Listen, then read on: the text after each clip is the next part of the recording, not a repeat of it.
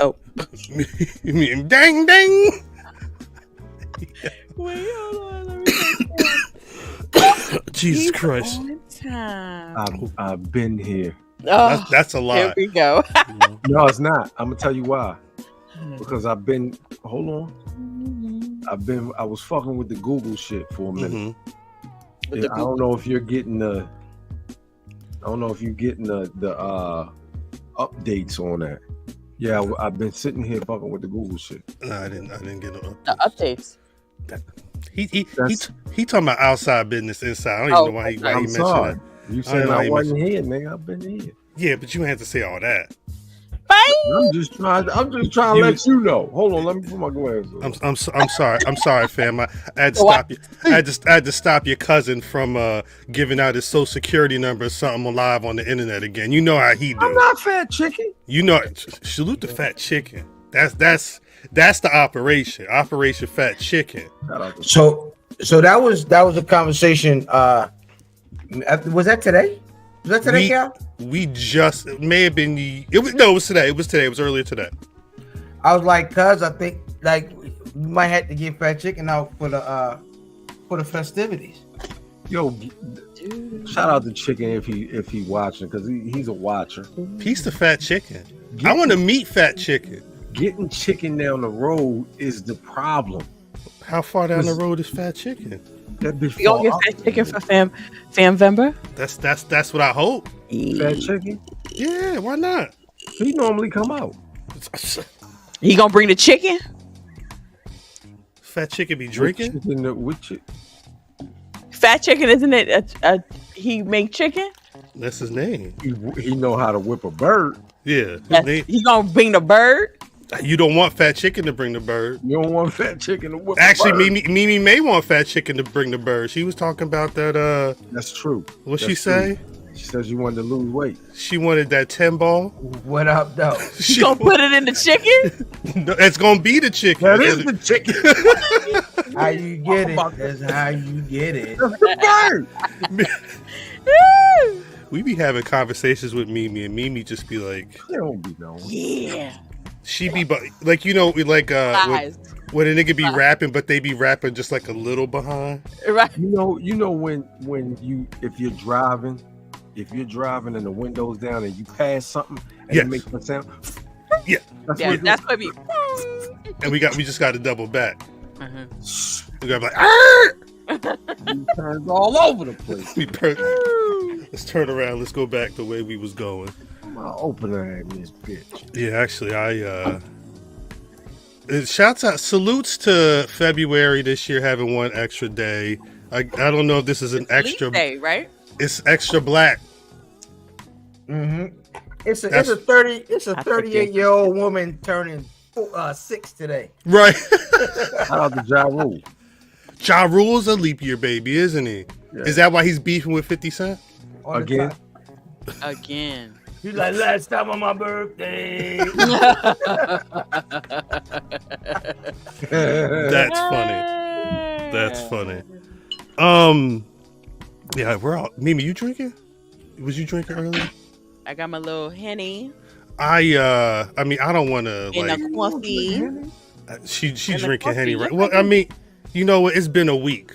I mean, it's been a fucking week. I don't want to drag down the festivities because this person was all about. I mean, he was always making motherfuckers laugh, but I mean, when I talk about a week, it's not many weeks that you lose like actual Black Rasslin legends like Mike Jones. Ooh. You probably knew him as Virgil. Y'all probably knew him as a one-time $1 million champion. He passed away. That was announced yesterday, Wednesday. Yeah, I know he been sick for a minute too. Yeah. I believe he had a couple strokes. Big legs. Big Rock. He'd been he had a couple strokes. I believe I read they said it was 2 strokes.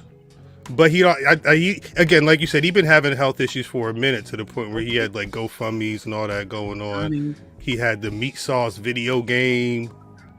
You don't remember the Meat Sauce video game? Meat Sauce Mania, whatever it was Meat called? Sauce Mania. Yeah. Yeah, wasn't we about to be sponsors on that? There were conversations in the DM with Virgil about the Meat Sauce video game before it was announced. Yeah, it never came to fruition, but for whatever we would have been doing, but I feel like we had we providing the meat.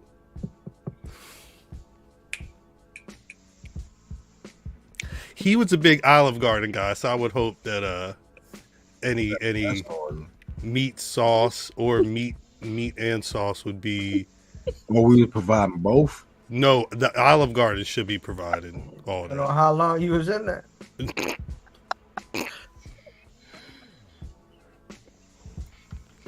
I tried. No, you kept going. No, I tried. no, it's fine. I was trying to stay out of the woods. Again, I kept going. I'm A-okay with it because it's Virgil. Like this it's not like it's you know what kind of money that is right there. That's not regular money. Yeah, I don't know. That's that YouTube don't get us demonetized money. That's that F money. That's that F money. That's the F money. That's that cuff money. He this nigga right That's here. the Freddy Fried Chicken money. this you mean fat chicken? This Fat the fat chicken chicken money? You was Freddy fried chicken. Who the fuck is Freddy? He fried whoever fried the chicken apparently. Freddy Fried Chicken. That may be that's on the list. Freddy Fried Chicken is on the list. Ooh, boy. Freddy Fried Chicken. Is that a place, maybe? It's a place in your neck of the woods. I don't even know. He was the meat sauce god. Not what he was the meat again. He was one time. This is actually the only gold that he ever held in the WWE, and it technically was unsanctioned, but he was even a member of the NWO. You know what? Never mind. You know what? No. Really? I'm not Yeah. He was. So he was supposed to originally be the leader of the NWO. That's what I heard. But he was like, you know what, Hulk said? You got it, baby. You got it. You know what? Yeah, I get. Yeah, you take it. You take Who was it? Who? Handle my light. No. Ted Turner came to him. Ted Who Turner. was the original three, cuz? It was gonna be Razor Remain. You know what I'm saying? My nigga Razor Remain. You know what I mean? Big Timmy. Yeah. You know what I mean? My nigga, you know what I mean? Big Daddy Cool. These, you know what I mean? And the third man was supposed to be like Ted Turner said, "Hey, nigga, Vincent, come here." Yeah, hello. That was who he was talking to right there. Hello. Ted Turner called him and said, "Hey, look, we need somebody head our new faction that we did not steal from New Japan." And you know, we know you got a amateur wrestling background. Yeah, you know what I'm saying. You know what I mean. Sweet Soul Train Jones. Hey, you beat Ted. You beat Ted DiBiase ass. Yeah. You know what I'm saying. You let him kick the little boy basketball, but we won't let that slide. We'll let it slide. And you know, we're gonna bring you in as the leader. He said, nah. That's the face he made right there. He said, there you go. That sounds like responsibility. I don't want none of that. Get that to Hulk Hogan. Hulk Hogan. Yeah, HAWK. Hogan. Hulk Hogan, nigga. Hulk Hogan. Hulk, here it is. Hulk Hogan. Hulk Hogan.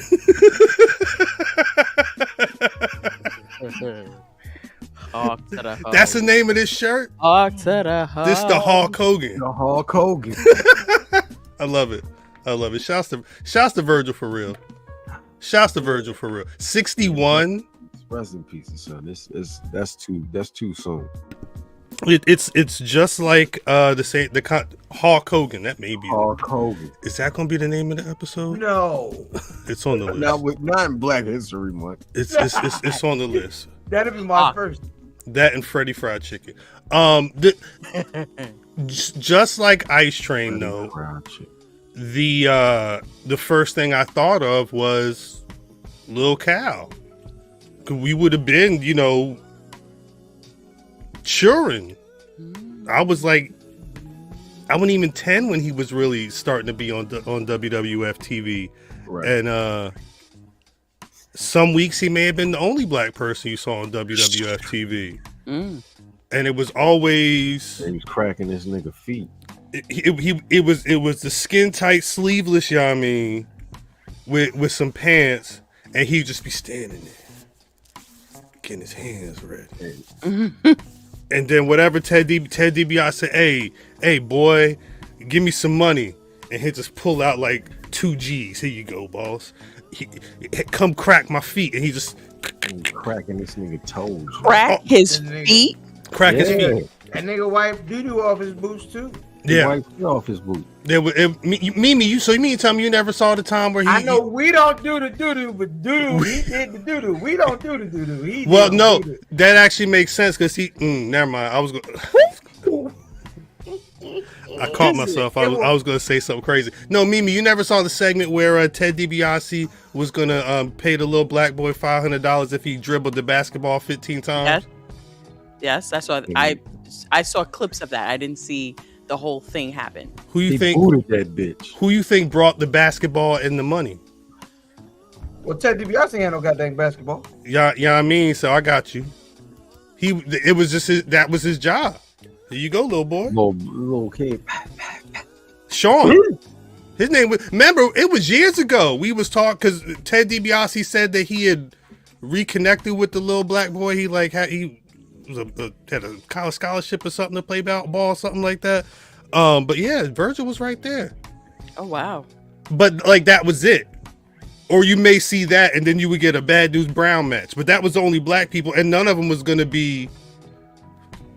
There weren't no Big E winning the Intercontinental Championship times when Virgil was on TV. Nah. So that's really the heart of like, you knew this black guy. There was time Virgil would have to fight the guy before Ted DiBiase would fight the guy. Then he fought Ted DiBiase. They had their little beef for about half a year. Well, it was about a year. It was from the Rumble to like Survivor Series or whatever. Oh, it was to Mania. Mania, right? He hit him with the belt at the end of their match at the Rumble 91. He won via countout at Mania, and then he won the $1 million title at SummerSlam that year. But he lost it in November. He was not champion by Survivor Series, but they were beefing throughout the end of the year. But a lot of the time, like, because he would be the one black guy that you saw, you always had to be like, nah, shout out to Virgil.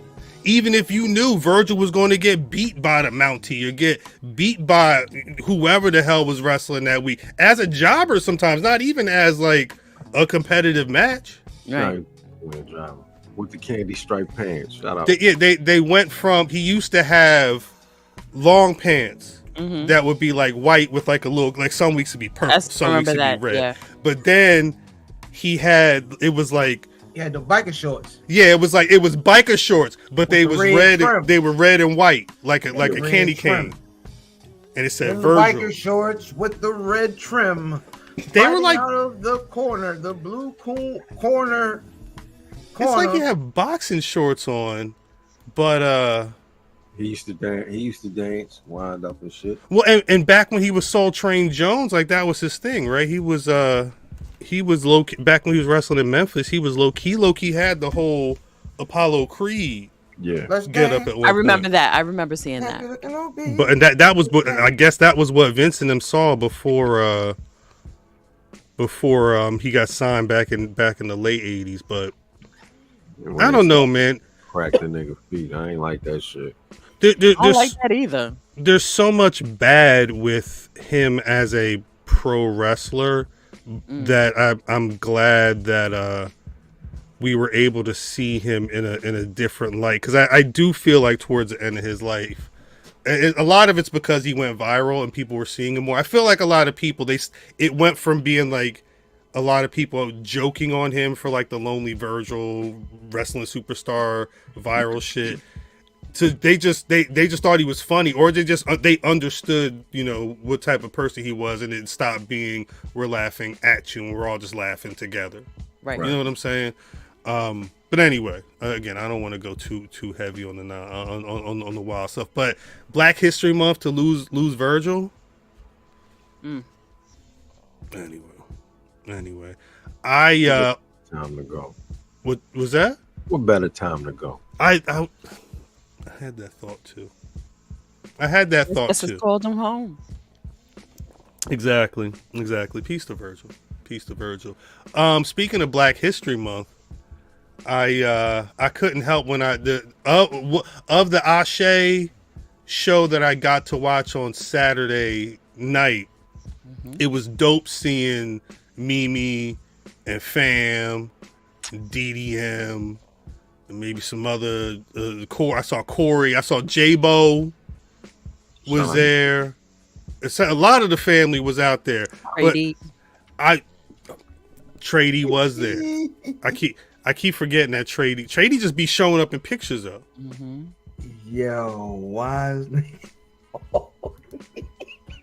What's up, Mage? The Mage. What happened?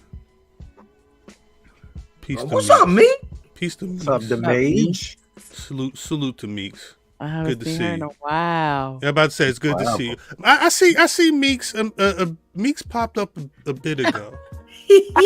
Wayne head is crazy. Wayne head. Should I get? I don't know. What? I was gonna get it. Fuck you, Corey. Hold up. Do people know who Wayne head is? Nigga, we had a whole section. We had a section at Fight Me. It was me and Corey. Doc came over there. We had a table where we put all of my drinks at. I did see that photo. It was. I didn't see that. Let me see. It was like the Cabal. It was the Mortal Kombat. No, from Marvel Comics. Almost though. It was close. No, you had it. Yeah, it was like the specific Black Power brain trust. I knew there was some crown in the building. It's always some crowning. If Cuz there, it's crowning that bitch. Yeah, everybody not drinking it though. They said this is Yeah. mad. I don't find that shit funny, man. That is you. I don't find that shit funny. I'm I sorry. ain't laughing at that shit. I'm sorry. He's His head. You ain't bald head. I ain't. I'm borderline. You all. Borderline is I ain't no crazy. borderline. Borderline is crazy. Shit. Borderline. I don't. I'm starting to see Scout. Ain't See, no way. Don't do that. Reflections Ain't no way. of my life. Why are you doing that? Ain't no sunshine. Reflections. I'm starting getting them waves too. Shit. Oh, there go my man. That's Chiefs. What's the nigga? The nigga that was robbing the banks. That's the nigga that was robbing the banks. Chris Brown. What's up with that? It's breezy. Yo, That's how expensive it is to go to the NFL games? So the trial is going on now. The trial is going on now for what is the Chiefs nigga name? The Wolf dude? Yes, the Wolf nigga. Chiefs Wolf Thief. That's what I just wait, who? Chiefsaholic. Chiefsaholic. That's Chris Brown. Nigga, that's a smoker. No, that's a white wolf. And what happened? What? So Hold this nigga was at every Chiefs game, every pep game. rally, 50-yard line down front. This all sound familiar to y'all? I'm just saying. No. Chiefsaholic. He would go to the games dressed up like this. Okay. Yeah, Chiefsaholic. And he was getting viral. I believe he had an Instagram account or a TikTok or something like that. But the real why was because he was literally robbing banks and shit to pay for this lifestyle. He was robbing banks in that suit? No. Just pay for that lifestyle. Look at them zoo buzzers. What? I need to see his face. Let me see his face. Hold up. You been with him. He hang out with us every WrestleMania. Right. This him right there. What? Xavier. That's the nigga that the rich nigga. You know what I'm saying? I thought he used to be on our show. This is the nigga that ate the charge. What? This is Xavier Babudar. This nigga's ridiculous. Ridiculous. Robin Banks, so he could go to the game. Well, yeah, but people didn't know that. Like, people didn't know who dude was for a while. How did they find out? Chris Brown, how much you pay him to eat the charge up? That's a good question. How did they find out? What was the dinner plate? I think he got arrested and then they realized who he was. He wore the pants. But how? He had a mask on. Yeah, he got a whole wolf mask on. Yeah, he was robbing banks. What you want him to have his whole face on? That's what I'm saying. That's why he had the mask on. So how did they find out who he was? Yeah, how they find out? He was wearing a mask at the incident, but it was not a costume style mask. I don't know how they knew. Maybe he confessed. Y'all got me reading and shit. I really don't know how they knew. I need to know. I'm gonna have to dig into that after the show. Yeah, this him though. He was not. He's never. This is his first time on BRP. That's the nigga that caught the charge. That's the nigga that caught the charge. Is all I'm saying. Facts. Cut math. Mike is right. Cut math. Mike is right. Nah, but I for the people who for the silly ones that didn't cop. I want to know first, I want to know people's thoughts on Ashe, especially, Mimi fam, the folks that was actually took the trip to North Carolina. Hey man, shout out to the security. They was top notch. You know what I'm saying?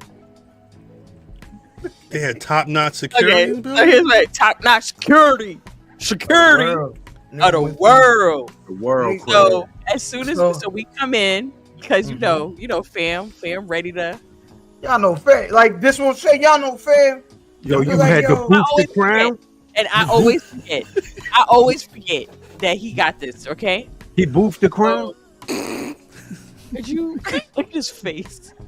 So what happened was we come through the door, and the aunties are at the table. He boofed it. And they just came up from behind us. And I was just like, yeah, we need to pat you down. Just to let you know, we need to pat you down. And we need to look into your bags. So you could come, if you can, you can move over to the side. And I was like, oh, okay. And I completely forgot. So, but fam is like, sure, So I'm like, oh, okay. It's cool. It was, listen. You boofed. He came in, he said, you waddled. I got to check everything. So I rolled up behind us. This, right? They already in. I said, huh. So look, okay. This. Then he looked at the bag, he said, said BRP, baby, BRP. I said, what? What you say? Nigga said, make it your ass. He said, big dog, you had to take that back to the car, big dog. Jesus. I was like, fair enough. Damn. So later on in the show, we find out my man, shout out my brother. I don't even know if I should. One of my brothers was working the show. Yes. Right? My brother was working the show. A couple. Hey, buddy. Hey, buddy. Right, buddy? Hey, buddy. We got these lunch boxes, right? So I said, hey, buddy, we're going to go to the car, and I'm going to put the crown in the lunchbox, and you go back in the locker room with the lunchbox. And I'm going to go in the regular room with the car. Y'all seen the pictures. Hey, yeah. We was going down. There was, speaking of pictures, Mimi took some good photos, too. I had these damn large-ass photos. High-quality-ass photos. Isn't it a given that niggas is going to get liquor into the show? Well, that's the game, right? That's a given.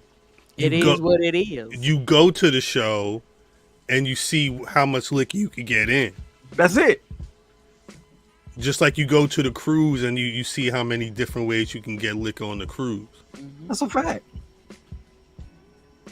What's nuts is I would have, if I was security, I would have been like, whatever, just keep it on the low. Well, no, listen, that's his job.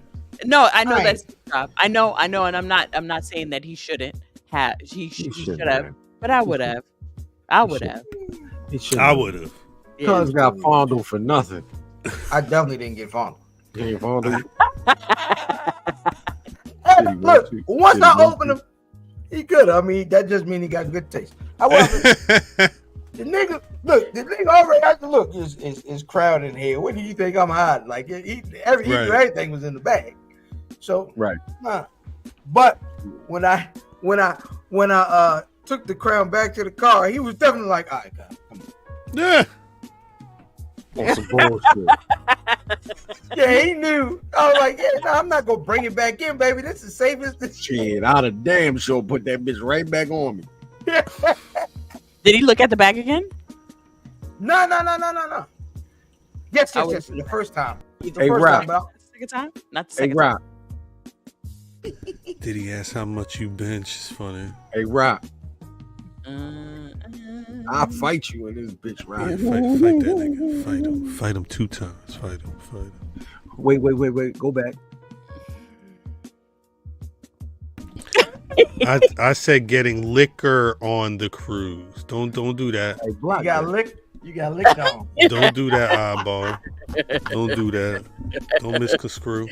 I know what I said. For Mania, he normally buy a handle. You need a handle. Yeah, I only had a 5th because it was just one day. Right. Yeah, he Regular buy a day. handle and shit. For this Mania, we ain't flying. I Flying. We ain't. I got motherfuckers playing 2K and fucking Fortnite right now. Playing 2K and 4K. Favorite match of the Ashe? Jada Stone versus Maya Friday. You really big on Jada Stone. Now Jada was dope. That's Listen, when I'm laughing at my phone on before, like while we were on at the beginning, because niggas just hit my phone. I posted like a snippet of an interview I did with her, and niggas said some unruly stuff at first, but niggas is horny for Jada Stone. More shorty. Yeah, niggas horny for everybody. Niggas like no. Non-wrestling niggas was like, yo. That's how you know it's real. That's that Jada Parker. Shout out to Suge was good too. That was my second. Shout out my man Joe and Bruce fame. Joe hit me, was like, yo, who is that? Shout out to Joe, old horny ass. You've been horny since the early 90s. Hey, shouts to DDM in the building. DDM. I woke up at like 6 o'clock in the morning, stalking his Instagram. I don't know why. Like, it just popped up every time I open Instagram. It's either this one other person that pops up on my Instagram, or DDM, or Black Rasslin. Those are the 3 things that pop up. And at 6 in the morning, his Instagram pops up with that smile, ching, and the dimples, ching. Oh my god! And then I just went scrolling. No, hold on. No. I can't even divulge that conversation. God dang it! Yeah, don't do that. Don't do it. We had some good conversation in line waiting for the cookout. We had a great conversation. Hey, who's that? Hey, how are you? I didn't know who that was. Like, who's that? Yeah, it was woman in your house? Right. Right. Yeah, who that woman in my house? Time is flying. Slow the fuck down. That's how I'm gonna get. That's how I'm gonna get the caffeine and sugar to the kids right there. Take this. I believe that. Nah, take this. Take this little $50. No. Just take this for $50. Put it in your pocket. Give your sister and your brother. Right. Red Bull lollipop. Take the Red Bull lollipop. No. Wait till about 9:30. Yeah, right. I'm driving right over there. Nope. Nigga, I got a ring like you got. Nigga, I see you coming. Right. As soon as they get out the car, I'm leaving. You have a Wu-Tang Clan and Tasmanian devils flying around the house. You can't get in the car. Normal. That's normal. All right. DDM favorite match at Ashe. Good question. It's a tie between.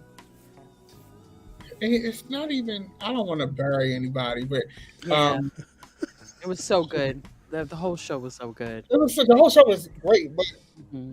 the match I loved the most, I felt like one person made the other person look way better than they actually was. Mm-hmm. Are we allowed to say stuff like that? Am I breaking wrestling etiquette? Nigga, you say what you want. Ain't no etiquette right here. We just going. What? Yeah, my favorite match was the Jada Stone match. They was just talking about Jada Stone. That wasn't the now of course it wasn't theatrically the highlight, right? Mm-hmm. Right. But, I have a rule of thumb when I look at wrestlers, and I always grade if I can feel your hits. For me, that is a measure to how believable you are. If I can feel the hit, that resonates with me. And I can feel this young lady's hits. I felt it when she hit. Oh, that last one sounded like you said you felt something else. Anyway, look. So the hardest hit of the night, was Jocelyn Navarro dropping that leg on the apron. That was the most violent thing. Yeah, that was rough. Yeah. That was. But I mean, match of the night for me. I mean, I love, like, I thought Jada Stone went crazy, but nigga, Sugar, Caprice. Yes. Told the story. That was cinema. Yes. That was box office. Yeah. Mimi, I love this photo. Yes. Caprice getting the life choked out of him. Yeah, choke him, Sugar. I'm sorry. Choke him. Disrespectful. That was a great match. Caprice, you know, I'm not going to sit here in front like, I know Caprice Coleman. I watch every episode of Ring of Honor. Right. Well, I heard the name, didn't know the man. So when he came out, I was like, ain't that the man to be at the desk? But yo, TDM's such a nigga, yo. It's honesty. It's honest. Ain't you over there? Ain't you over there? It's honest. That's yo right there. You know, that's yo. That's yo right there. Looked great. Yo. It looked amazing. Looked like he had a body for the ages. Yes. Wait, what is it? Ageless? Ageless yes, one? The ageless one. Yeah, he said he stayed ready so you don't have to get ready. Yes, that's right. Yes. He was amazing. He looked amazing. That match was amazing. The story in it. And the one thing that I really liked, and I don't know how far in we done got. We early. Is with this match, I love how they used our elders. Mm-hmm. That was for the people who, you know, watched on, you know, the live stream. Being in that building, because you know I'm a high-end bitch, and I don't really do, you know, I don't do the indie girls. I don't do them. Right. But, you know,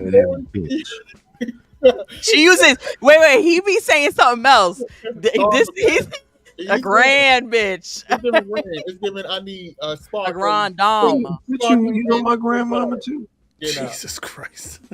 But being in the audience, being in the crowd, it felt like such community.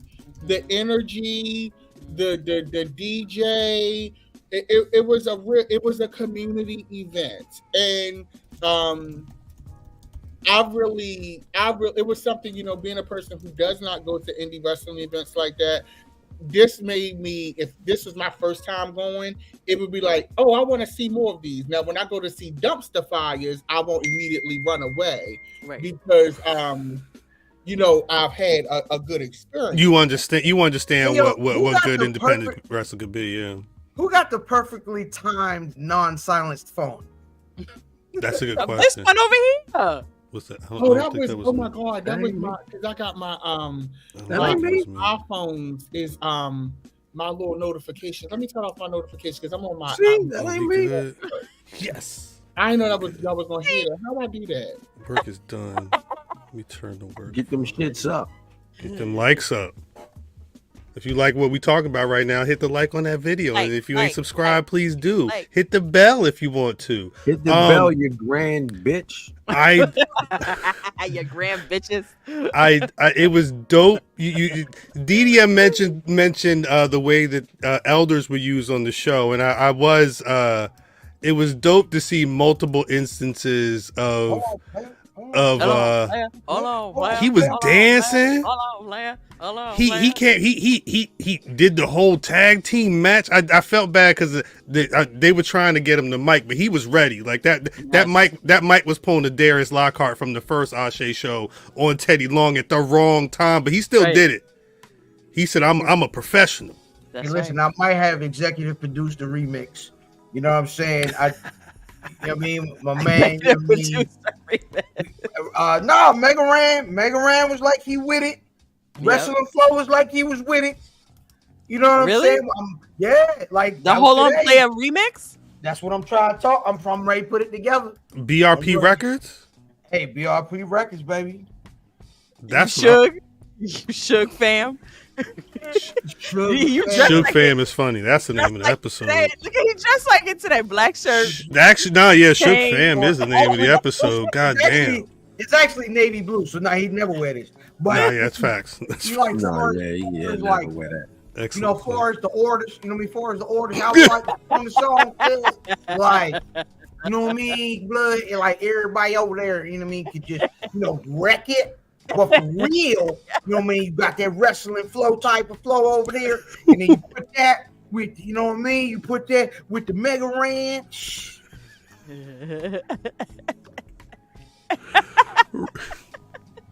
Ridiculous. I have the one match I have not watched yet. I'm probably gonna watch it tomorrow.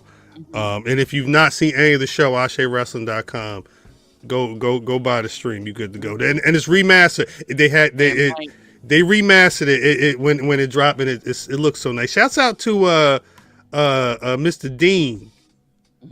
Decided he hooked up a dope little intro music that happened at the top of the show. That shit was hard. But the battle of the Dariuses.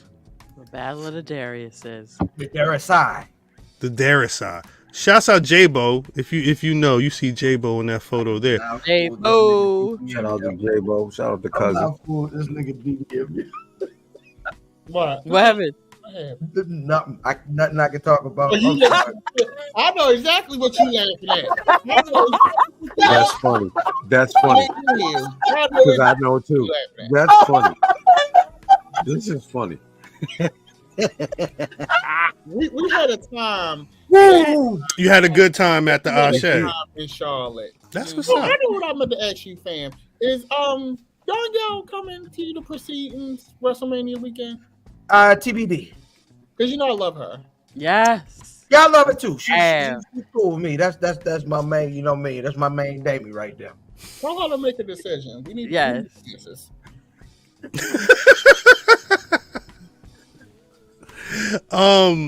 Brother fam, you did mention that you hit a Fight for DMV on Sunday. How was that Shug and O'Shea match? So first of all, you shook my man. This nigga. Every time we speak, there is some sort of conversation about New Jack City. Right? Every single time we speak. Right. Mid-match, this nigga said every day last week. I said, I'm not fooling you yet. Jimmy waxed every day last week. Several times a day. It just sounded like he was just talking during the match. But he looked at me for half a second. He didn't smile. But I was like, yo. That's amazing. Yes, listen. That's Black Rasslin. That's Black Rasslin right there. Black Rasslin. That's Black Rasslin right there. That's hilarious. I'll say this. The one thing that was really dope is he got beat on. O'Shea beat on Shug. You know what I'm saying? O'Shea rightfully so. Beat on Shug. Yeah, I have a feeling. It was he tapped him. He tapped O'Shea, and I was That's crazy. Flabbergasted. What was the move? On this some kind of they was on the ground. He had his arm and he had him in the Yami. Yeah. Ain't that I think he had the official move is called the Yami. I thought it was the Witchicon.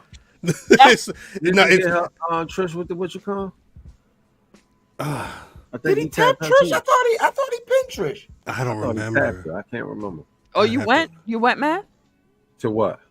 To fight for DMV. That the one when he fought Trish, I did. Back then, X amount of days. I ain't go this week. Yeah, hit him with the arm. I mean, that's crazy. Yo, the biggest house fights ever had. That's dope. Shout out to Grim and Boombaye. That's what I was about to ask you. I watch a lot of Grim matches. I just went to see Grim and Hellthorpe. And this was now Grim's known for being a guy who does moves that is usually for guys smaller than his body type. Listen, this was shouts to Eve. Grim. What was Eve? This was Grim and Boombaye on the match telling wrestling stories. Listen, man, I thought they did great. I thought it was a good match. And it was really different from what we usually get from Grim. And I think, and I told him this, I think like, yo, this is gonna be good for your tape because it's something different. You know what I'm saying? It was the Kimura tap is the name of the move. That's what it was. That's what Joe Dixon's saying. So I'm assuming this right. I'm also assuming that Kane won. Huh? I'm assuming Kane won. No. Kane lost? Yeah. Damn. And he still gets the title shot? Nah, he ain't win, nigga. Oh. Damn. About to say. No. Yeah, because he got the title shot at for the culture. So yeah, but no. Listen, it was a great match. That's funny. I watched the match. I watched the match right behind his daughter. You know what I mean? Little Grim. You know what I'm saying? His people. It was really yes. Yes. It was cool, man. I love the environment of them shows. Listen, and Dino lost and you know what I'm saying, the Chocolate City Championship for a couple seconds, but then won it back. Nah, it was Dusty finish. Is that what happened? Because I saw what happened was I think it's Chris Kazam, something like that, came in, and because they kept they were taking ref bumps, and they kept counting they kept counting like refs kept dropping off. So finally the commentator nigga just ran in and he counted the loss. You know what I'm saying? And but then the Maryland Commission called in and was like, that nigga ain't say shit. They said, hey, that shit ain't real. Yeah. That shit ain't real. Run that back. Overturn the shit. Run that back. Wow. That's interesting. I saw it says and still, and I did not realize what it actually. Thank you. This is what y'all learn from tuning into the Black Rasslin. Yeah, shouts to Fight. Yeah, man, they put on, man. Listen, their biggest house, and they only moving up. Listen, the one thing I had a conversation with O'Shea last week. And the one thing that he said that really stuck with me all week is it ain't enough people talking about this championship. There aren't enough people talking about these promotions. Listen, y'all black content creators, and I love a lot of y'all, right? WWE is dope. You know what I'm saying? We all grew up on it. You know what I'm saying? But they got niggas to cover it. And we all are going to still talk about it. And we woke up early in the morning on Saturday and all that. Oh, my God. However, when things like this go on, weekends like this is one of the biggest weekends in black indie pro wrestling that ever happened. You know what I'm saying? You had a sold-out house in Ashe. Fight has its biggest house so far. My nigga, y'all need to be talking about this. Y'all need to be talking to these wrestlers on these cards. Listen, I love watching goddamn WrestleMania. I can't wait. But at the same time, man, if y'all want, how they gonna strive. If y'all want the representation that y'all talk about at these panels and so on and so forth, cover these niggas down the road every week and talk to the, you know what I'm saying? Cover those people, because that we cannot be the only people in the space, and we aren't. There were folks dead, you know what I'm saying? But listen, shout out to the King Bees. Exactly. We need to be covering all of these niggas, and this is all of the content creators. I love y'all, and you know what I'm saying? We gonna break bread, we gonna drink liquor and all that in Philly. But nigga, go on. Cover the niggas we supposed to be talking to. You understand what I'm saying? It sound good, cuz, but most of them motherfuckers is too scared to jump out the window and go do some motherfucking work. If niggas don't seem sexy to them, they ain't gonna jump out there. We the only motherfucking niggas that's out there doing that work. Let's keep it a buck. I ain't gonna say we the only. I say we the only one. There was some folks there. We was sitting there drinking and having it was. Yeah, but it doesn't stop there. It doesn't stop right. there. No. All of you niggas, this is what exactly. All of shit ain't sexy. You see what I'm saying? You gotta let the other ones that missed it know about it too. Shit ain't sexy. King B's ain't sexy till you see him on NWA. Right. Which is crazy. Which is crazy. They had a great match at Ashe. Oh my god. It was so much story. Yeah. Yes. So funny, so entertaining. Yeah. I did like how hard they built that. hitting at the same time. Like they go. Yeah. You see why you saw them, and then like 4 or 5 days later, they secured that NWA World Tag Team title win. Right. And she had the restaurant on deck when I rolled down on her. That's what's up. That's what's up. Salute. That's what's up. That's what's up. They came here and said, and I'm not telling you niggas. Don't until I get it. After I taste it and verify it and make sure that the food is all delicious. You gotta tell us. Oh yeah, I tell y'all niggas. You know what I mean? I thought you wasn't telling us. King Bees rolled through to the podcast and said, "Hey, we taking them titles, and here's the bomb spot. You can go." And they was 2 for 2. Yep, that's not bad work, by the way. 2 for 2. I really enjoyed them. Yeah, they were really good. What's I don't want to call it a big girl, but the big girl. Charity Yeah, King. Charity mic work was really good. She was really good. Yeah, I believed her. And you know what? Another thing, I want to put Ashe over. Ooh, wrestling term. I want to put Ashe over. I'm new to the phase. But because what I liked about it was that we got to see a wide range of how a black person as a heel would look. It wasn't one dimensional. We got to see a wide range of how a face looks. We got to see a wide range of what a tweener looks like. It was very and it was very real depictions of how Jocelyn Navarro was acting. I know that girl. Right. Right. How realistic. Yep.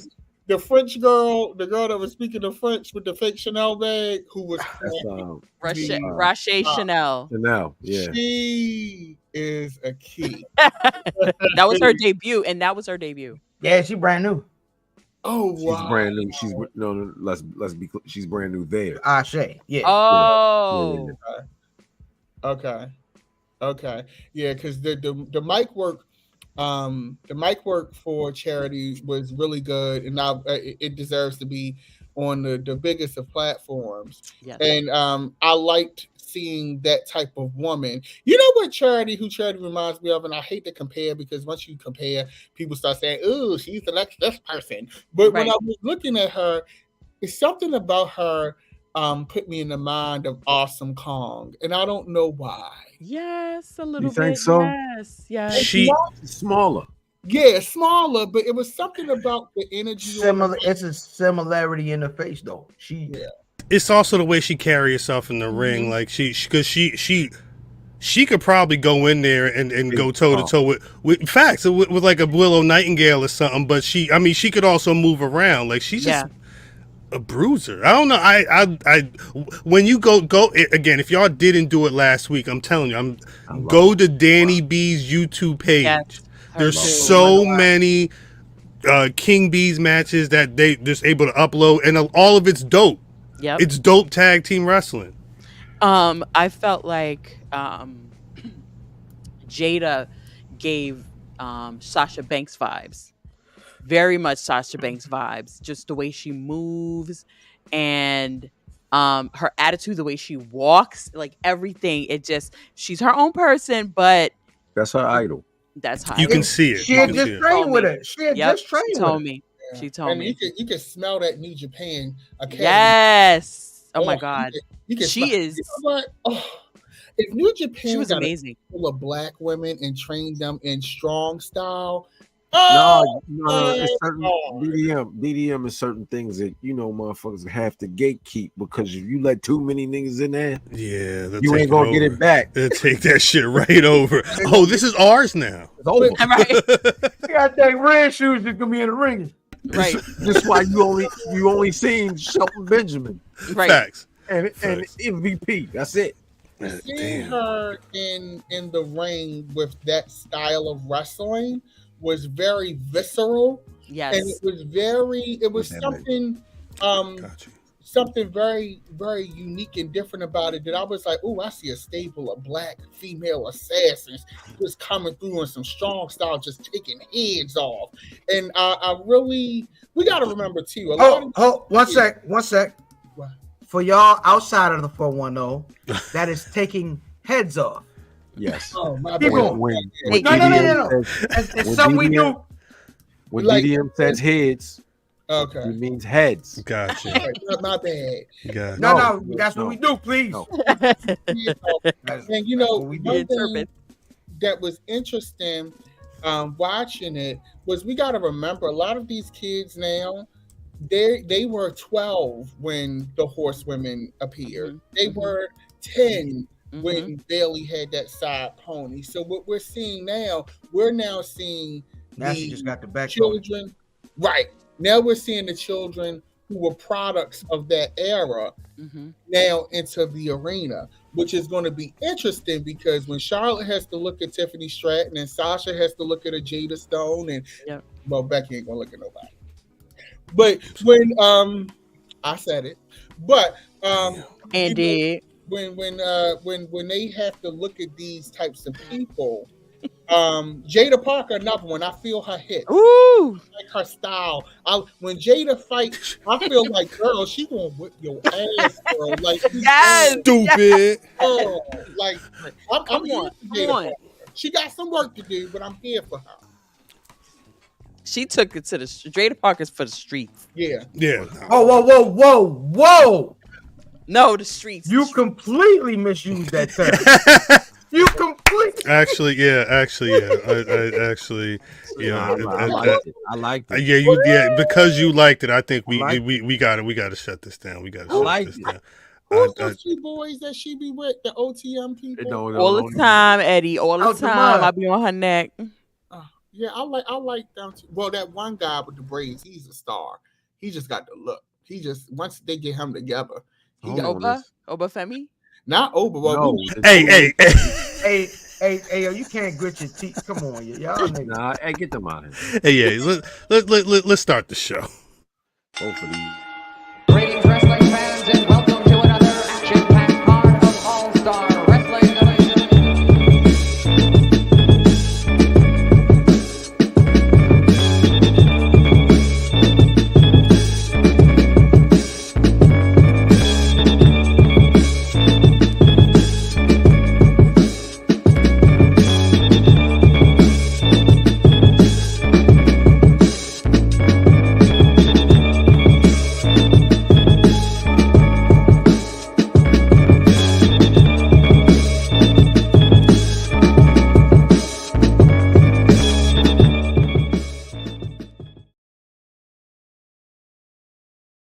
It's gonna be time to remix that intro soon. I can feel it.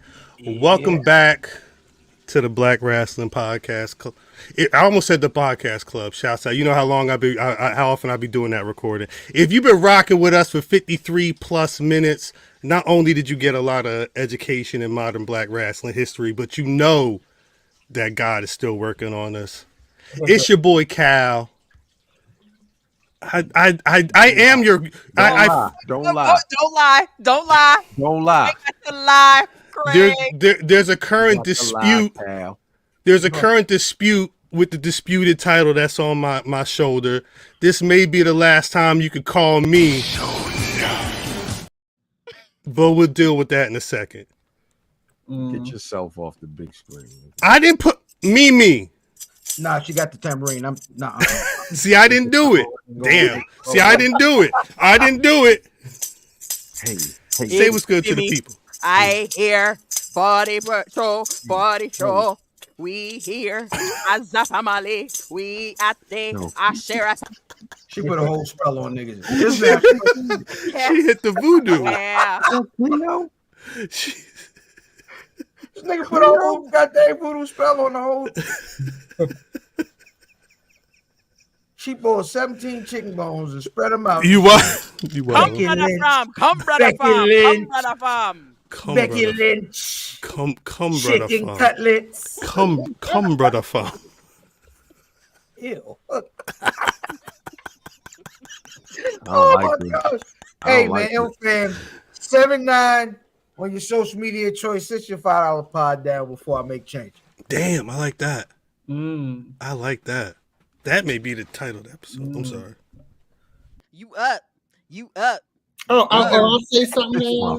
Look at this nigga. Okay, it's DDM, Secretary of Shade, when all things wrestling, everything, you know, we're going to read. That's my job, I think, to read and give people a dose of reality. But whatever.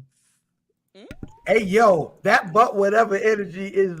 That's what it is. That's the best. That's the best DDM in my opinion. That's what it is. That's that Rita. DDM. That's DDM in the goddamn cookout drive-through energy. Yeah, 'cause I was reading in that drive-thru. Oh What man. time is it? So I guess I'm gonna be honest. I Just feel like watch.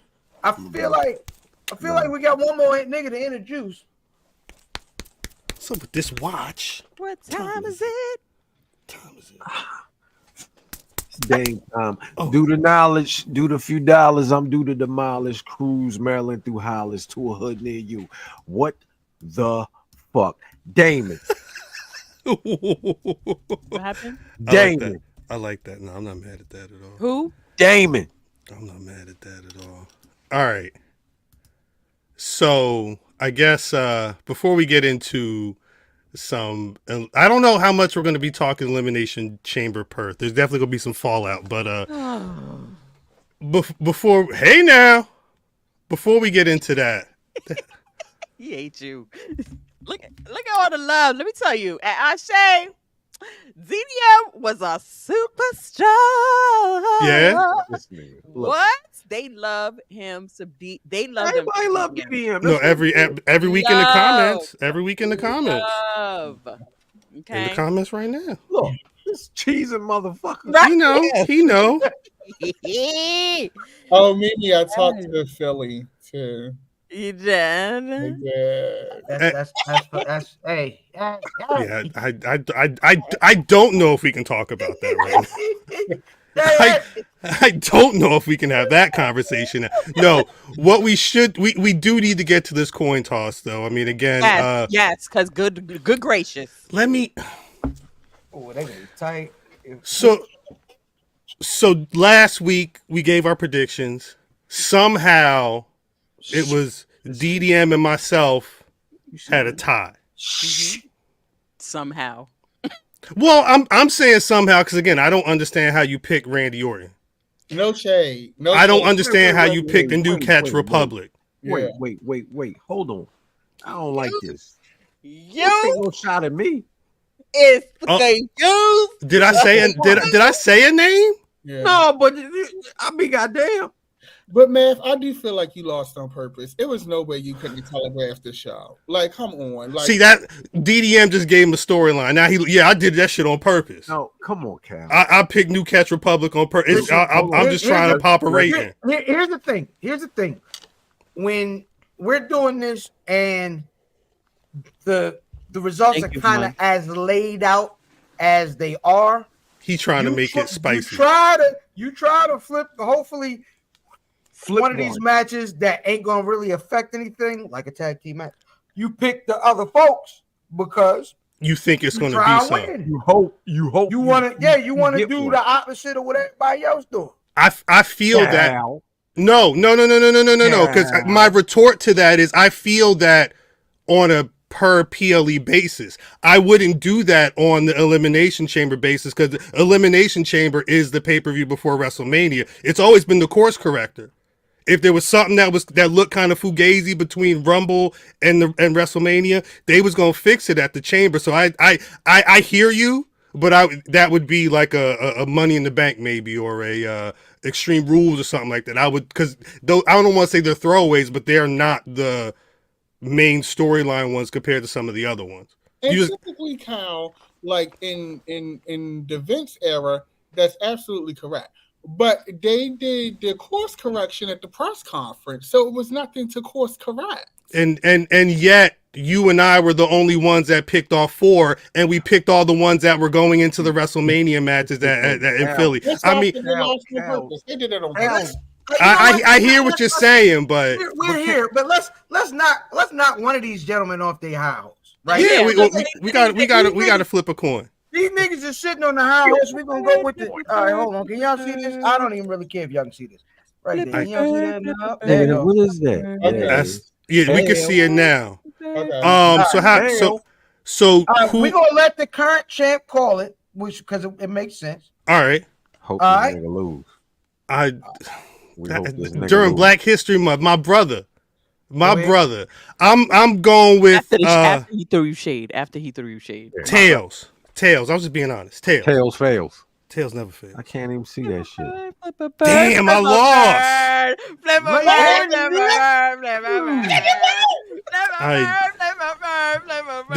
The streak of me losing the title, losing titles with a coin toss. Continues on. Now he throwing shade. It's facts. You can go all the shade as long as you send my belt via. I got you. First class. I got you. $36 from where you're at to Baltimore City. DDM. I can take care of that tomorrow. You just send me the address. Send me the address by tomorrow morning. My thing is, I have a Google sheet that will show you the facts of every time I lose the belt. It's because some nigga flipped a coin and they won. It was never a situation where we had predictions and you predicted better than I predicted. You sure enough sit your ass down. No, you know what? You know what I'm gonna do? I'm gonna take Show Enough out of the system. And you know what now? I'm not the champion no more. You have to put Sailor Moon or Gemini holograms as long as right now, DDM, yours is that's you until we figure out something else, okay? And there's 2 variations, because if you don't like that one, you can get this one. Whichever one you want, the sunflower one or whatever works. Whatever works. Hey, was that Roddy DeVoe? Let's see.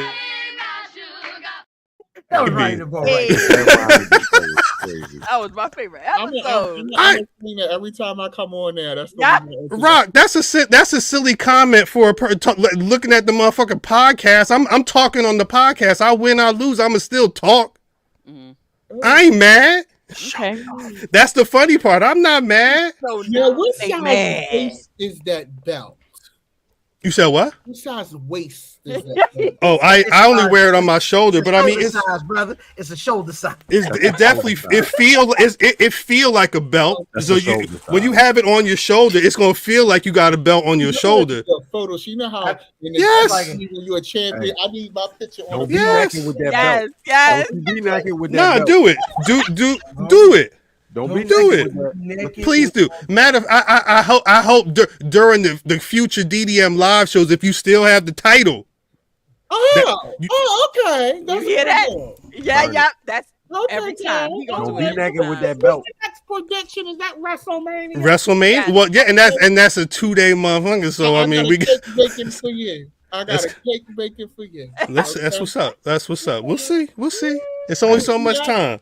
First class overnight signature delivery. Like I mean, you if you get that shit by Monday, you get that shit by Monday.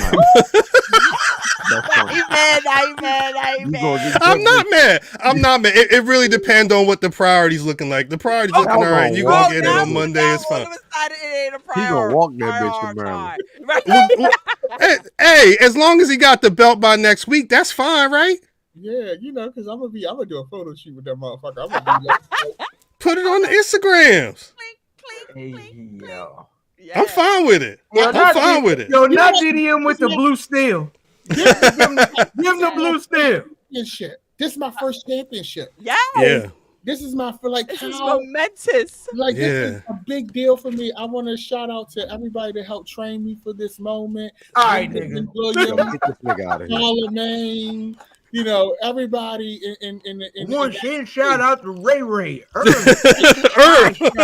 All my niggas down 7-Eleven. I told you, boy. I told you. Somebody in the comments, DDO says, surprise. Oh shit! Yeah, how about that's DD. That's the one. That's the one. Gee.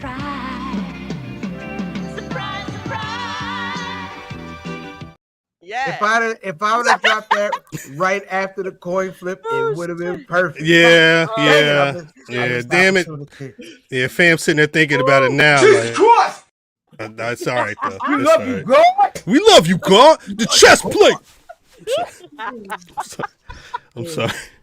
No, but this is dope. I love y'all. This has been very, very, very welcome. And that's one thing too I want to put over Fam and Mimi and Don Gal, because we had such a great time in Charlotte. And I felt like I was really part of a team. And in this wrestling space, it's real hard to have friends, because everybody's on this constant push to prove that they know everything, and they're such a seasoned fan, and you don't really get to enjoy it.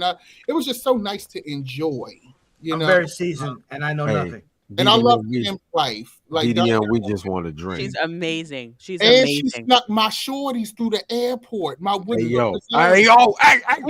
Yeah, you. Hey. Oh, keep that on the low. Oh, shit. Yeah. I don't like editing. So we gonna have to have a conversation. Right now. We have to have a conversation at some point. Nah, but actually, this makes me think of something that I didn't put on the doc at all, but was a conversation throughout the week. What are people's thoughts? Real talk. Mm-hmm. O'Shea Jackson Jr. was on the time. I really don't know what the situation was. Is he one of the people that's frustrated that he don't know who the people that be on AEW on, because they had a lot of luchadors on there. So O'Shea Jackson is one of these folks that jump on the timeline sporadically. He might be in and out, but you'll see him on there. And he's a WWE guy by choice. You know what I'm saying? By trade. Big dub. Yeah. Right. And he went on Van Levitt's Furniture. You know, yo.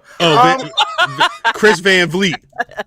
Yeah, word. Yeah. Levitt's Furniture. Shout out to Levitt's. A piece of Levitt's Furniture. So he went on the show and he said something that was very on point. The nigga says, listen, if I ask who this person is, I don't need you niggas to be like, you don't know Cartwheel Jack, what's his name? Get off my timeline, nigga. You know what I mean? I don't understand that energy at all. And it's the same as them niggas that be like, oh, you wasn't riding with Joe when he was alive. Don't be posting them on the timeline it's the same kind of like, baby, don't gatekeep information is basically what he was saying. He was like, well, nigga, if I don't know him, tell me who they is. Right. You know what I'm saying? Because all I would see I guess this would be the pro AEW contingent. All they were saying was, at least all the responses I was seeing on the timeline were like, this is what O'Shea wants. And it's like someone doing a monologue or like whatever, which I don't think that's what he's asking for. But it also, I think there's somewhere in the middle where you can have somebody that you've not seen on the TV before and find a way to introduce them to the people, whether it's a minute or two of video on Twitter or a minute or two on TV, which I would imagine you would be wanting to do anyway with these talents you're putting on your TV. But this is also, and I hate to say it, but this is also the same situation where they had AEW Dark and AEW Super Dark, and all those people were kind of relegated to there, and they were sitting backstage during the Dynamites waiting to figure out when they was actually going to be on the TV show. Right. It's another, I guess, I don't know if it's another example of that mentality or what. But yeah, it's frustrating because everybody doesn't know everything in this time when there's so much wrestling. I think those types of fans need to realize that you catch more flies with honey. Yep. And the thing is, I think sometimes with the AEW hardcore fan base, because I like both promotions, is that they get offended when you don't know their people. Well, I'm sorry that your company just got a TV deal 4, 5, 6 years ago. I'm sorry that we've never seen these people a day in our lives. So it's a valid question to ask when you're putting people on a national platform. I think some of these people just are psychos. Like they just go like, what are you thinking? Like what, really? Like right. This point was very valid, and I think that people came for him because they were more hurt that their promotion is cool right now. Well, no, I think that is on the button, is that they've cooled off drastically.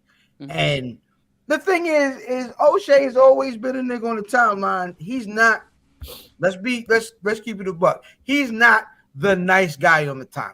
Right? He's going to say what he feels the best way from that shit. He's going to say it the way he wants to say it. He's his father's son. Exactly. He's literally Ice Cube's son. Yes. He loves to poke the bear. You know what I'm saying? Today, the wrestling otaku was the bear. But he loves to poke the bear, and this time, A, he was right, and then B, he liked it. Yeah. That's his thing. He loves that. So it's interesting. The only thing I'm a little weird on is don't do that and then be like, well, all I was saying, don't do that.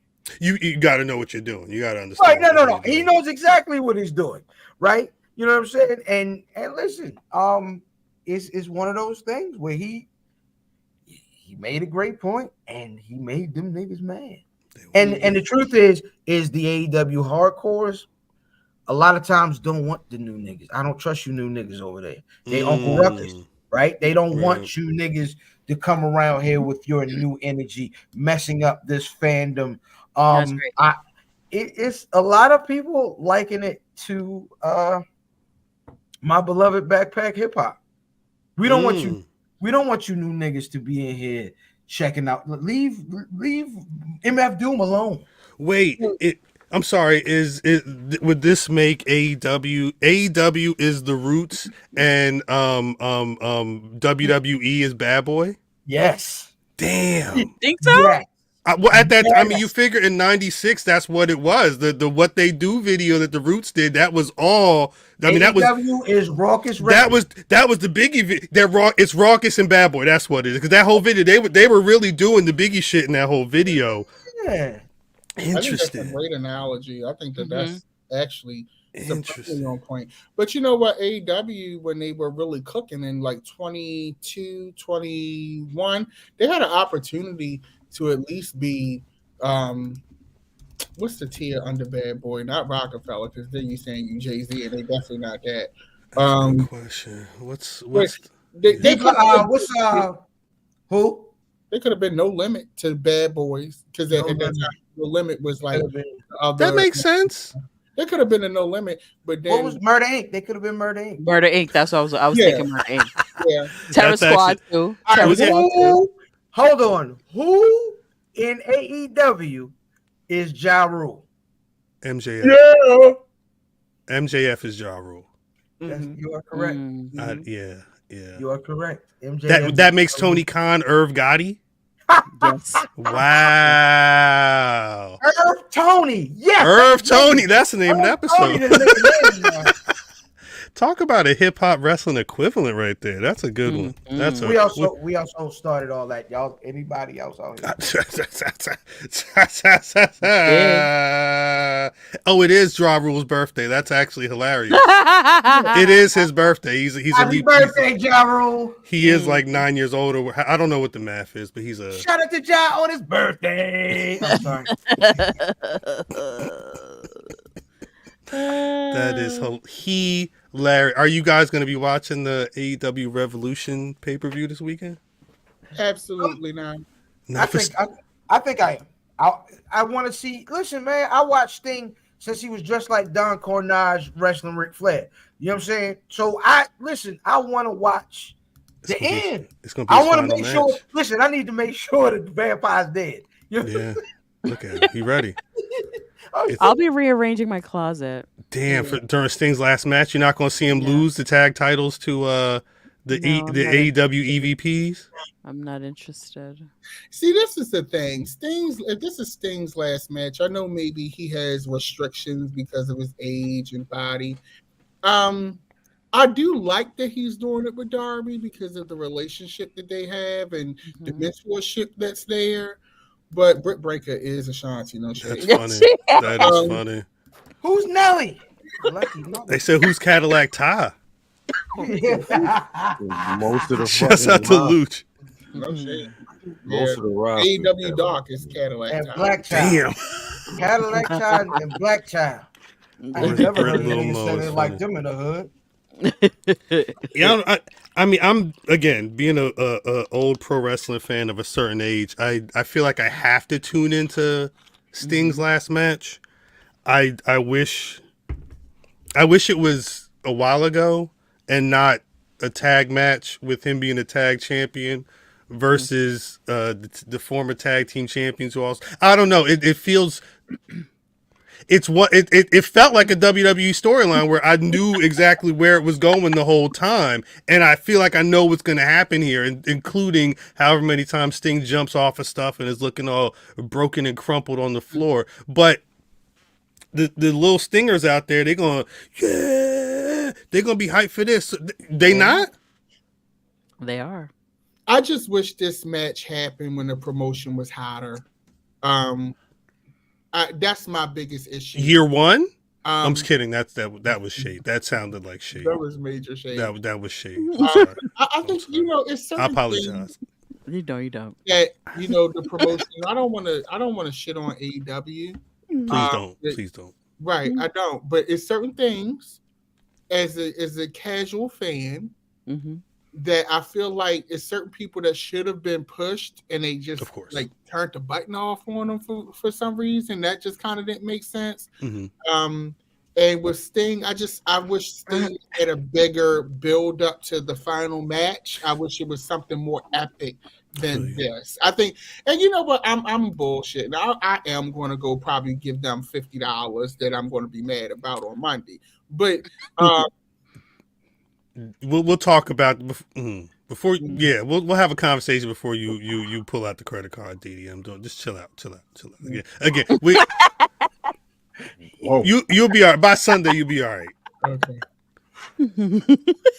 I do agree, though. I do wish that because I was thinking about it. They didn't really like online this week. You would have thought that they were hyped because they were doing like every day, 6 days left. 4 days left to his last match, whatever. But and I know people on the timeline understand because this is Sting. Like at one point, Sting was called the franchise of World Championship Wrestling, and that was when he hadn't even really done what he was going to do in WCW when they started calling him that. So I understand the fans. But like DDM said, I do wish that and it could be because the company only owns stuff from whenever he first got there.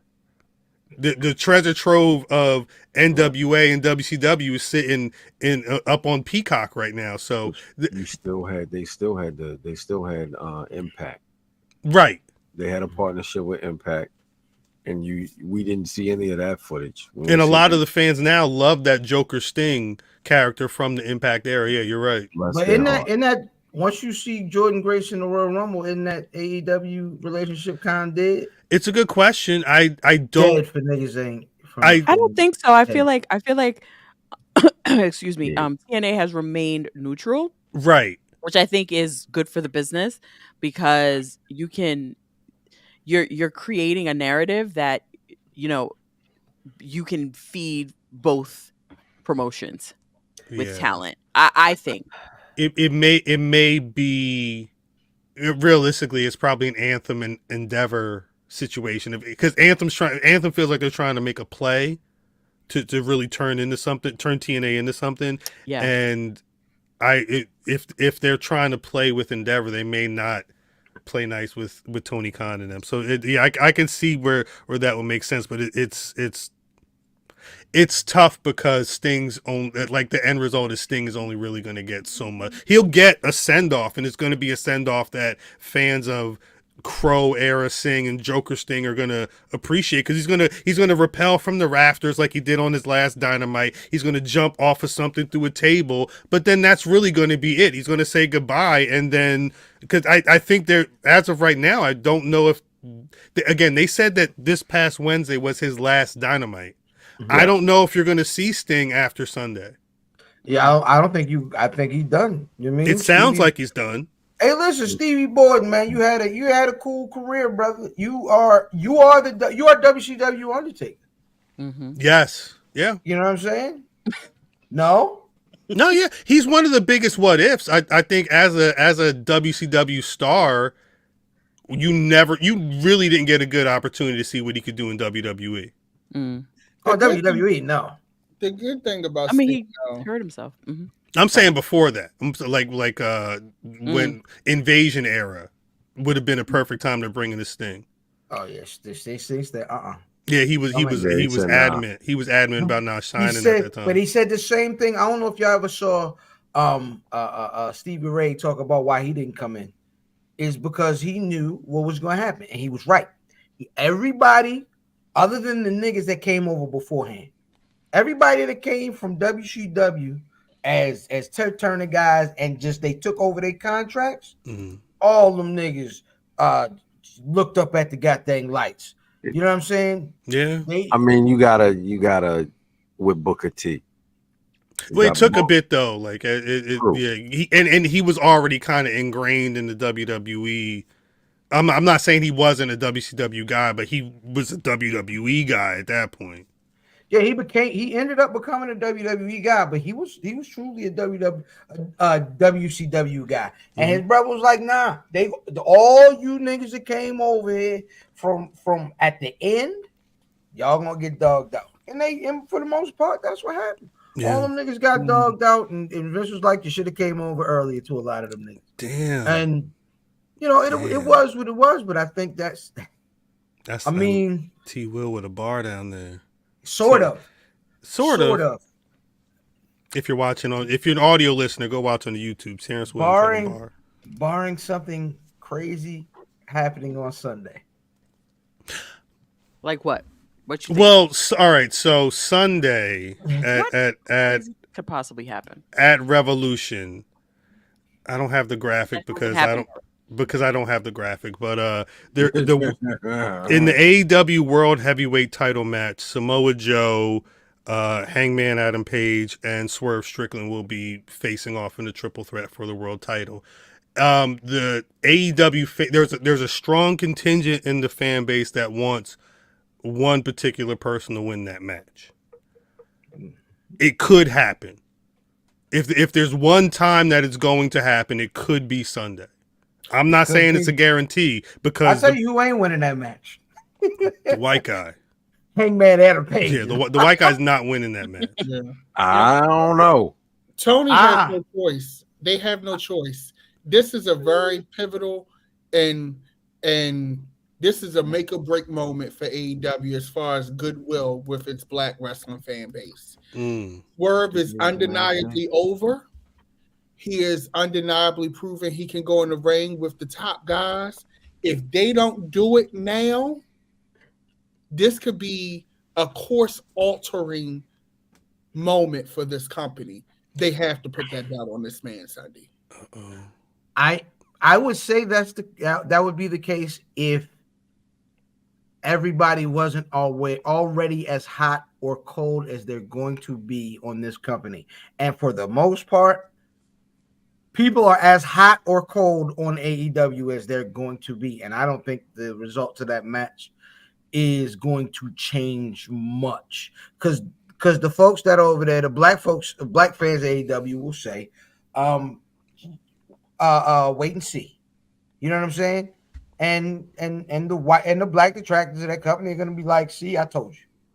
Is Revolution their WrestleMania? What's their WrestleMania paper? Their WrestleMania. Full Gear, right? Yeah, it's their show, November show, Full Gear. Is it? That's their WrestleMania. That's their big show. Yeah, that's the show where MJF won the world title. I know. That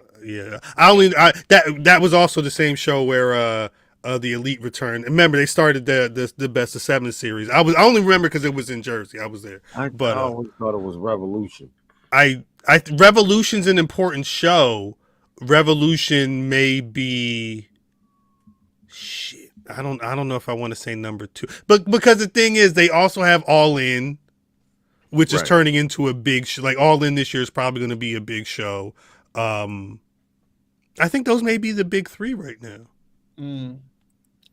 Double or Nothing is not as big as it used to be.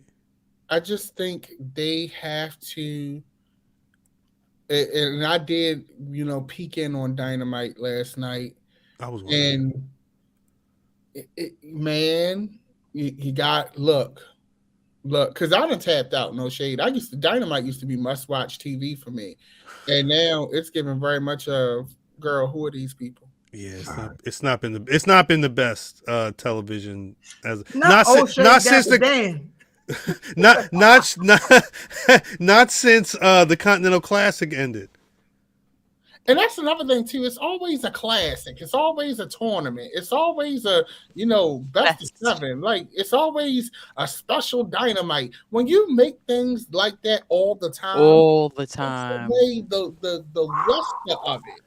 Like every week it's Sting's last Dynamite. Next week it's going to be AEW Big Business. This week it's going to be MJF broke his leg. What special announcement? I can hear the clicks of the dislike now. I'm pretty sure, and it's fine. I do not, again, just like losing this title, I do not care. But I know Sean Tragedy disliking it right now. I'm not saying it's Sean Tragedy, but I know there is some AEW lover because again, being the person that is I know the pattern. And the pattern is AEW. It's a couple y'all. Anyway, but shouts to y'all. Jinkies. And I don't dislike. Still got a view. I think that the promotion is very important, and I think the promotion drives what we're getting out of WWE right now, because WWE thrives off of being challenged, even though they act like they don't acknowledge it. They like competition. They thrive off of that. Yeah. So we need an AEW, but the problem is, don't challenge the sleeping giant, and when the giant wake up, you just go hide in a hole somewhere in your program and just close. The biggest, I'm gonna tell you, the biggest whole move, like the biggest hoeing that WWE did to AEW is Saturday pay-per-views. They were like, that's a great idea. Thank you. Is that when their pay-per-views were? Their pay-per-views were on Saturday? They were doing Saturdays. Yeah, they were staying out of WWE's way smartly. They were being different, yeah. And WWE was like, that's a good idea. Yeah, that pandemic is like, aha. Peacock, you free Saturday? Put this in my pocket. Hit the button. Yeah. Peacock, what y'all had going on Saturday night? Because boy, y'all niggas is Big Business is when? What's the day on this? March 15th? It's in March. This is what I'll say though, is for the most part, March 13th. I'd say 90%, maybe more, of AEW pay-per-views I've watched have been really good. Like the actual shows just be long.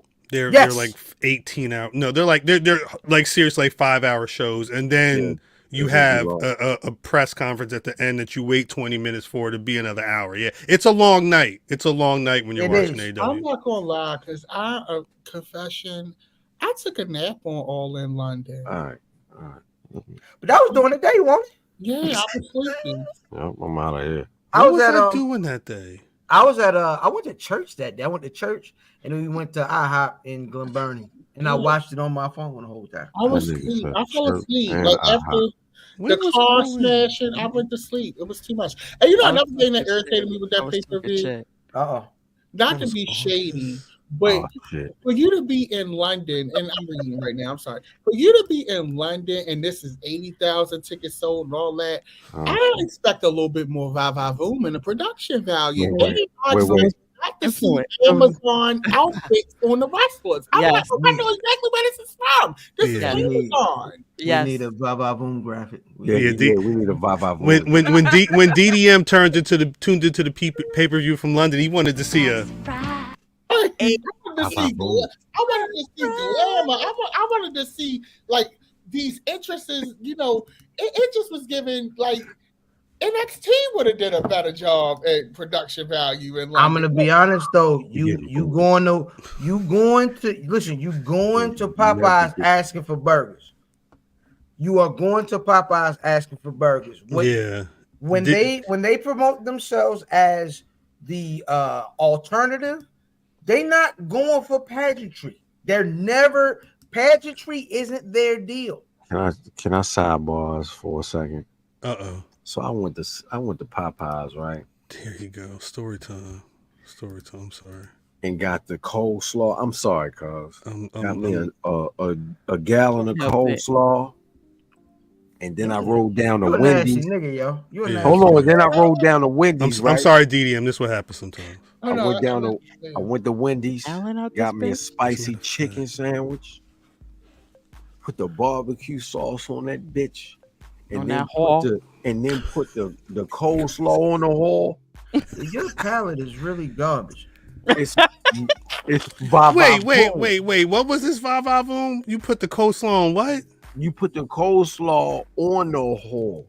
Wendy's chicken sandwich, yo. No. With the barbecue sauce. No, because there's a spot I do not remember the name of the sandwich spot right now in New York City. It used to be by my old job. It was a couple doors down. They had a chicken sandwich that they had the toasted bun and they would put the coleslaw on it. And that's the only time I would eat coleslaw. I'm trying to tell you, it was fire, wasn't it? The only time I would eat that was probably my favorite sandwich out there. You had it like you could. What was it? A Sunday you couldn't get a Chick-fil-A sandwich because that's a real chicken sandwich. Because so I'm on this thing where you know what I mean. I want to find the best one to put the coleslaw on the whole, and I think Wendy's might have the best one. It mixed with the enzymes and ish get the mixing together. I'm tired. Your insides is gonna be crazy. No. I know you. Yeah, who? Wait. Well, who talking about somebody insides? No, they got crab. On crab, lady. Do they got how much by the bushel? Your crabs can't be that old, Disney. Yeah. How 11 days, mama. 11 days is okay, right? You just got to reboil them. Okay, yeah, I'm gonna just reboil them. Be okay. It'll be okay. Don't you dare boil no goddamn crabs. What kind of nasty nigga boils crabs? Me. I don't boil crabs. I have a very clear way of. Oh, you microwave them, bitch. How dare you? You microwave them, bitch. How dare you? Your microwave got a crab button. I got the brand new Panasonic with the crab button. How you do it? I put it in. I get a pan. Then I get a grill, like a grill, so it doesn't touch the water. I put a little bit of water at the end, at the bottom of the pan, and then I put the grill down. Then I put my crabs in. Then I take the foil and I wrap it real tight. I put it in the oven for like 10 minutes, and then I open it up, and it be steaming. And now one claw touched the water. Nah, you know how I know this work? You know how I know this work? Because I've seen crackheads build some of the most amazing things. That addiction got you. You gonna figure out how to get that crab is perfect. Right. It's an episode of The Band where everything goes down in the inside of the restaurant. And they build a joint outside. This would meet me at the house. All you need is a trusset? What's the name of that thing you put down in the pot? A bidet? I can't trust. It's a bidet. Ew. It's a bidet. Shut up. Don't say it again. That nigga wanted his butt squirted on. Listen, I don't know what number what you talking about. Listen, you get the big truss, whoop whoop. You know what I mean? You put that in, and then big truss, whoop whoop. And then, you know what I'm saying? And then you keep that above the water, and then you boil. And you might, if you slick with it, you put a little bit of J-O instead of obey, and a little bit of beer in that water instead of just water. You know what I mean? And Nigga, then what do you get? You still putting these bitches in the oven? I'm not putting no. I'm not putting no crabs in the oven. Me putting them holes in the oven. That's not how you do. I put it in a toaster oven. That's not how you do crabs. To reheat it. To reheat it. Things in the big pot. Put some cheap beer in there, probably Coors Light, little Schaefer or something like that, and you put your Old Bay on the top and you steam them suckers. Nobody's oven and full. No, it's reheating. I'm reheating. He's like, no, that's not the way. This is not the way. Mad. No, I saw Instagram post, and I must have watched that Instagram post like 3 times of him talking about what kind of crabs were they selling over the summer. He was mad, and I was like, right. And he meant that. He meant that shit. In foil, a crab is supposed to be cooked in a pot with cheap beer. No, this was reheat. I'm even if you reheat, you're supposed to. You don't do them like that. Supposed to throw them bitches out. Only beer, like a whole 6-pack of beer. Well, no. Water and beer. It's a mixture, but you're supposed to put beer in there. And my grandmother put cheap beer, live blue crabs in there with some water. You do some Old Bay on the top, and you let them things cook until they nice and red. Let them sing. Then you take them out. You don't do nothing in no damn oven and foil and all of that. And then you suppose a real crab eater. And I love you, Mimi down. You know you my girl. A real crab eater is not leaving the table until they're done. We ain't putting that shit in the fucking. Let me stop before we get. Listen. I was in. Mimi was in the throes of addiction. She was. She had a 3 bushel a day habit. She did. My blood pressure. Y'all niggas send me some crabs. She's sitting there. Here like my head hurt. 11:30 at night. One more. My friend said, "Could you eat all that fucking salt?" Yeah. Like. My hand's swollen. She got a goddamn catcher's mitt. Mama, what's wrong? She got a goddamn catcher's mitt for her hand. I be mad when I have to get up. I be mad when I have to get up. Her hand this goddamn big. My feet big. My feet all swollen. This shit is bad, yo. I had crabs like how many times I had crabs this summer? Too many. Every week. Like, yo, I'm thinking about New York right now. She was like, "Hey, yo, you know what y'all could do? You think you can bring me some crabs?" Yeah. So I just got the text message. They said a bushel's only $60 or whatever the fuck the deal was. And you think y'all can I order it and get it sent up here and it be good? Yeah, all them conversations was happening. And I bought from that place. Who shall forever remain nameless. Yes, will please. Never again order from there because I don't know. I ordered large and extra large, and they sent me Schmiddle and Whittle. Wait. That's how I know that it wasn't real. But you said large and extra large. When you a real Marylander, when they're getting crabs, it goes by the price range. Do you want the 12s, the 16s, the 24s, or the 28s? Hold on, DDM. Them shit sound like. Yeah, it sounds like some other. We still talking about crabs, right? We're talking about crabs. Okay. Just making sure. That sounds like a Young Jesus song. Yeah, facts. 24, 48. This how you flip the bird. This how you flip the bird. Large, extra large. It's by the price point. That's how I was. It's by the fish scale. Hey, Diddy Midas, right? Let me ask you a question. What's your go-to crabs, y'all? Good question. We got Conrad's if you a county bounty. I'm talking about you. Wait. Oh, You. Who? Oh no, I like Conrad's. That's probably my favorite to go to in the city. I used to like to go on, in South Baltimore on Bay Island. Used to be that girl, but she to the town. You talking about round Pratt Morrow? Yeah, exactly. She was that girl. But yeah, probably like Conrad's. I used to do Bay Island. Really, the best crabs come from the Eastern Shore. If you cross over the bridge, that is where Mrs. Fam's people are from. Yeah, so that is where Uncle Tone.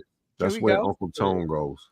Shout out Uncle Tone. Shout out to Uncle All right, cut it out. I crabs out there like dope. Shout out Uncle Tom. That's what I call it, Nuh-uh, Dr. Mimi. Yeah, calm down. Calmeth down.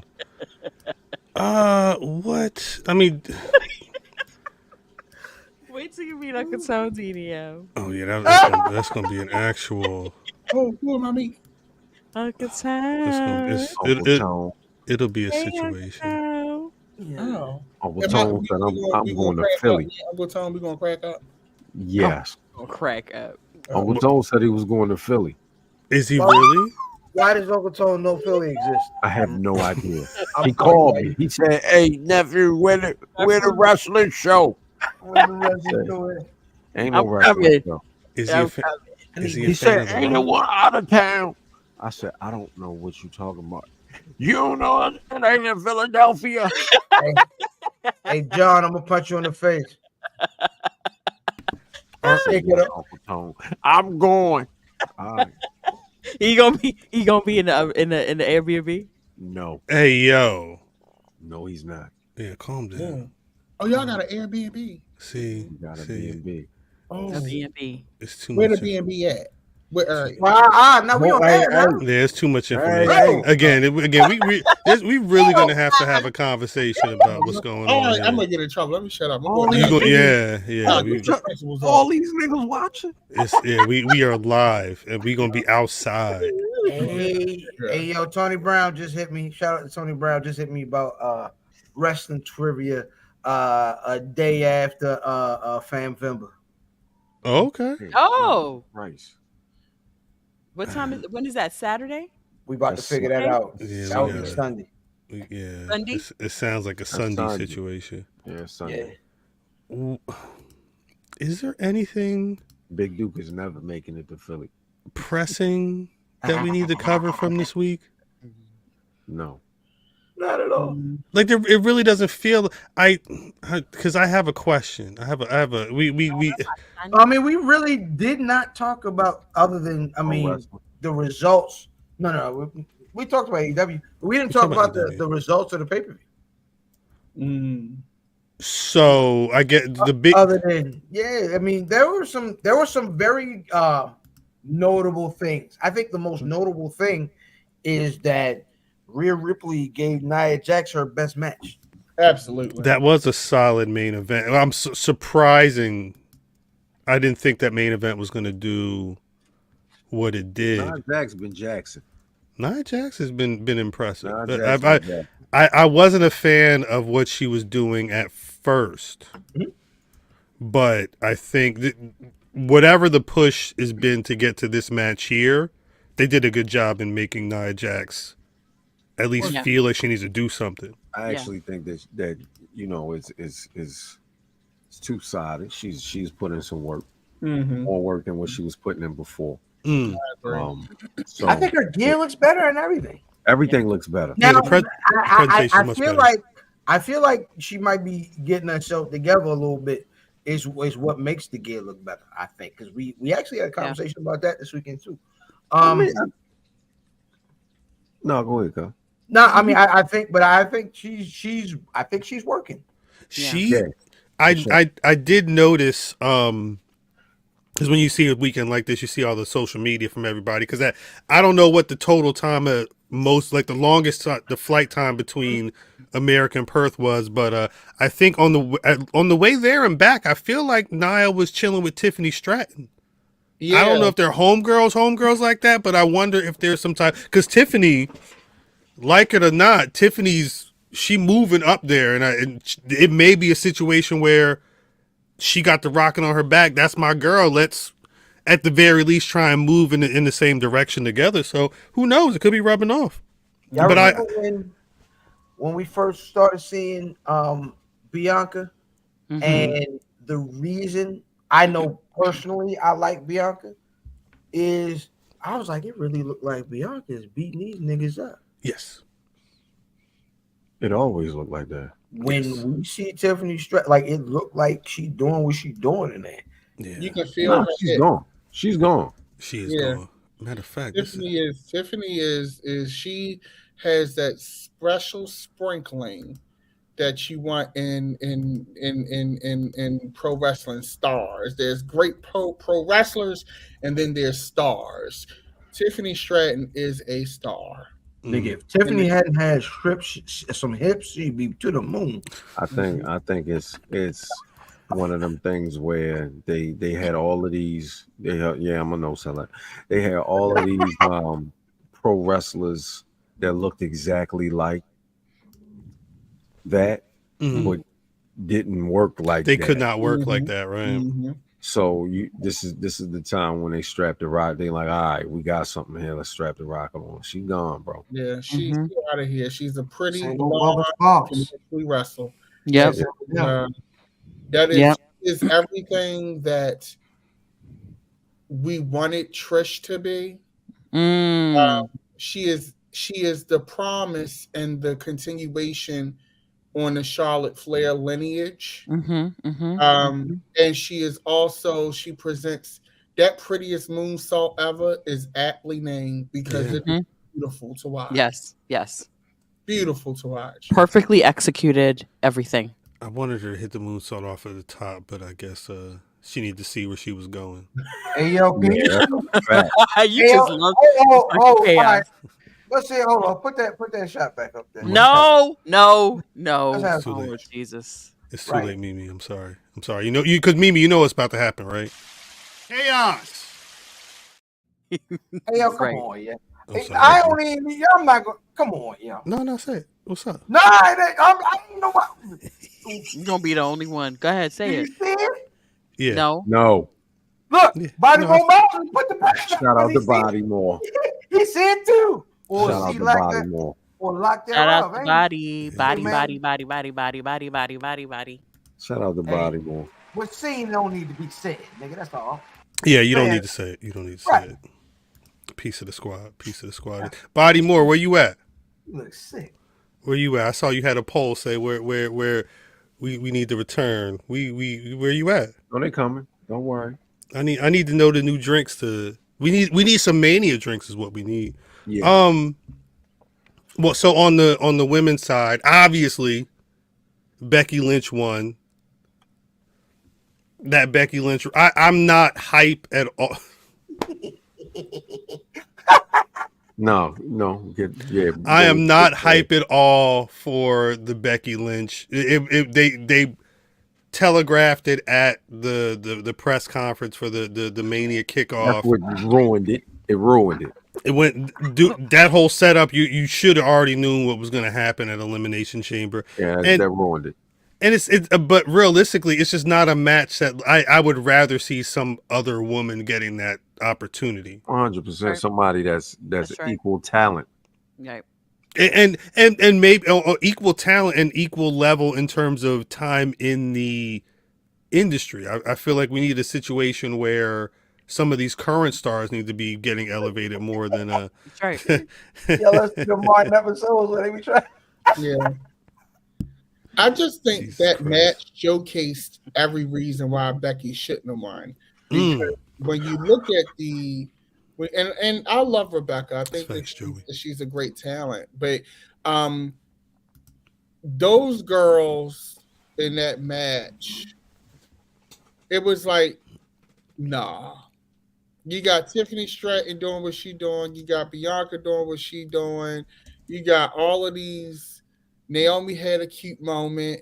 Like I don't remember anything spectacular from Becky in that match. That's So normally what it is. I thought I'm questioning why she's the one. Right. I get it, but it's like no shade. When I'm gonna be honest with you, when I saw WrestleMania 40, my immediate vision was. Now we blocking Kelly. Yeah, facts. That's not happening, Kelly. I'm sorry. My I'm not favorite sorry. I'm on block. reason was I wanted to see Bianca versus Rhea. I thought WrestleMania 40 we were going to get a Clash of the Titans, and you're Here's not the problem. Surprise. Yeah, facts. The problem with Bianca Rhea is Mhm. someone's got to lose. That's not a problem. That's not a problem though, because Bianca is a veteran. It's okay if she wins against her. It would be okay. Not the move. I guess my question I would mean, be I don't like it. well, if WWE's not ready to push that button, then no, it's not. Yeah, they listen. She takes that elder Bianca.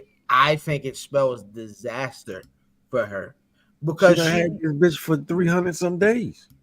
But they haven't done much with the run. Right. No, that is so true. So what is and this another is the 300? third time, and this is the third time they have remixed that girl. But this is the first time it felt real. Saturday felt real. Saturday for the downtown Tony Brown. No, shout out to everybody outside of the 410. He missed Saturday. Yeah, Saturday felt real. Like, okay, now what? Now they fought. It took you this week for them to actually have her. Well, she was home too, cuz. Huh? She was home too. She was home. Yeah. But you know how mainstream like these audiences do is they follow what they see on TV. They follow so what you and they did this on purpose. They knew they was going Perth. Yeah, they knew what they was putting on last. They knew what they were doing. Yeah, this sets the tone. Listen, nobody listens. What's the tone? Is she is somebody? She is somebody. That's what that was supposed to be. So though. somebody has to do something. Yes. She was separated from the rest of them niggas. Yeah, I think the thing there's two things that are happening right now. Their thought was going to Perth and doing this at the end of the show was going to make the person the thing. It's fire. Mimi said she's not. You needed to do a little more than that.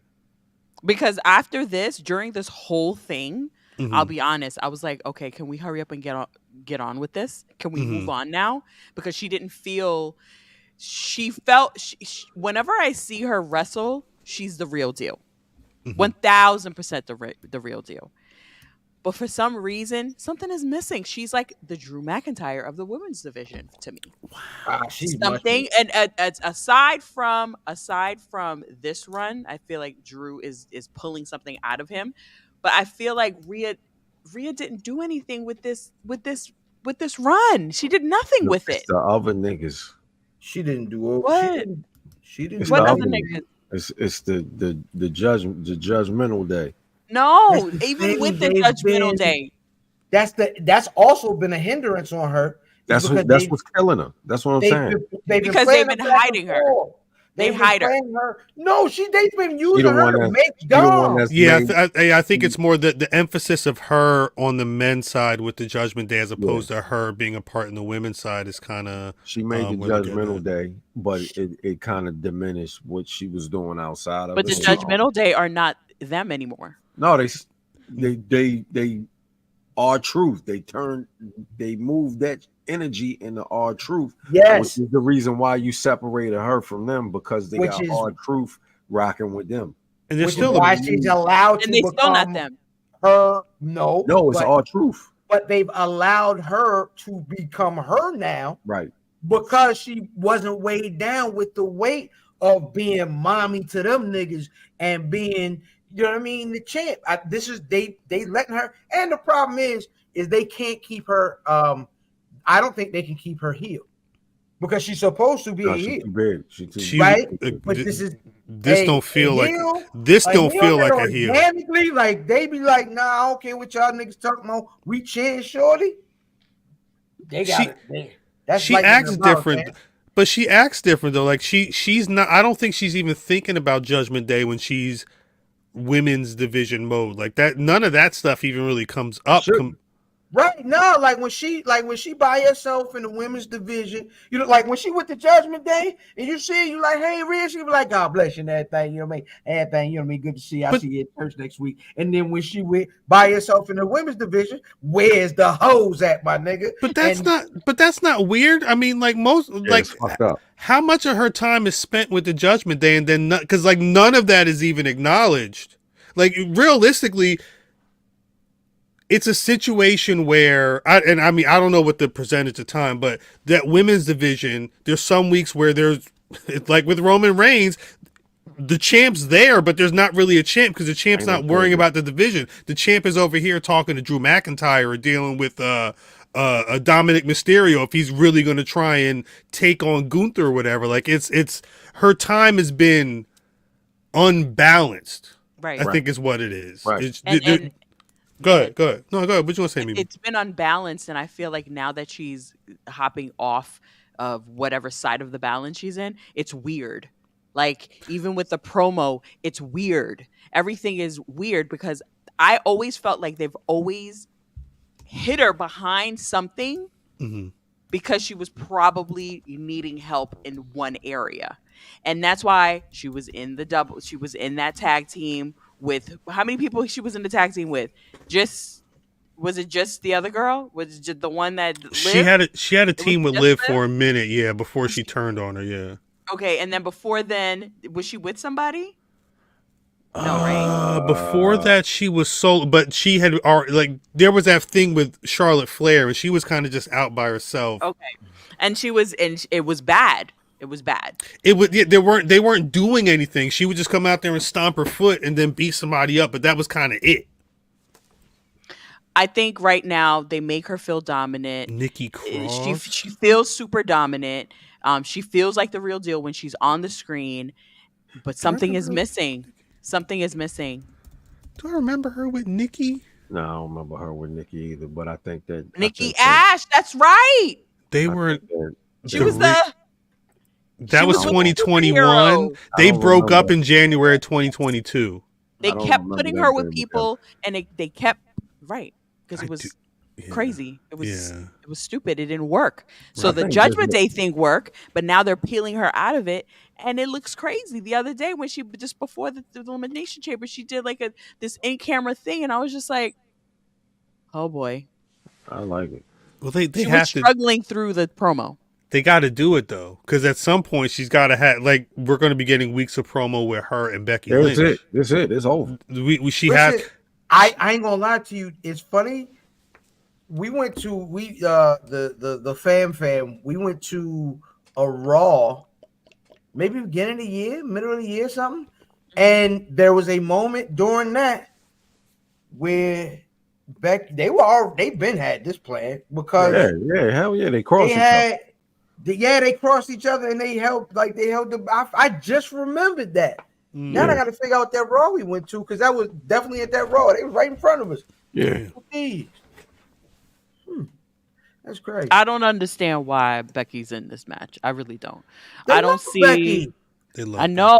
Regardless if they love Becky or not, it don't make sense to me at all. Like her being in the mix, the way she's in the mix, and how I have to prove myself that I'm the best, that I'm better than you. Like what? Can you do that again? Nobody thinks you're better than anybody. I think Becky stinks, but I also think that Rhea's she's up there. She is up there, but I feel like her being with the Judgment Day and not mixing and mingle with the women's division really, it just made me like, what? Yeah. No, you are 1,000%. She hasn't had a positive reign yet. The Oscar one was terrible. Mm-hmm. This one was not good. You ran through everybody for what? See, I'll agree that the reign has kind of been lackluster, but the character work is through the roof. Mm-hmm. So I can kind of I would say through the roof. I really don't. I don't know if I would say through the roof. She got 4 niggas over. Yeah, she got Dominic Mysterio over, and I hated that. They stink. They stank. They stink. Stink, stank, stunk. How do you get somebody over and then you walk away? They still need to be over. Those boys are not over. That's why they got Ron killing. They're not over, but they're not over. Truth. You have to keep it to be over. I think sometimes you got to cut the line, baby. You got to cut that line. Right, but you won't get that flounder. That's right. Keep that flounder floundering. I think it's not frying. I think Dominic, as much as people hate him, has the most probably chance out of all of them to really because he at least elicits a reaction. I love Damian Priest, but it's just something about him that doesn't transcend. The champion, right? Yeah, I don't know what it is, and I just can't put my finger on it. Tall Puerto Rican. Yeah. With nothing else. He just said what he just said what he is. He's a tall Puerto Rican man. They didn't really do anything with him. Just be goth. Yeah, just a goth guy.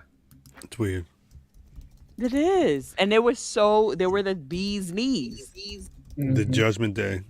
But when you walk away, you have to be able to keep that, and they can't keep it.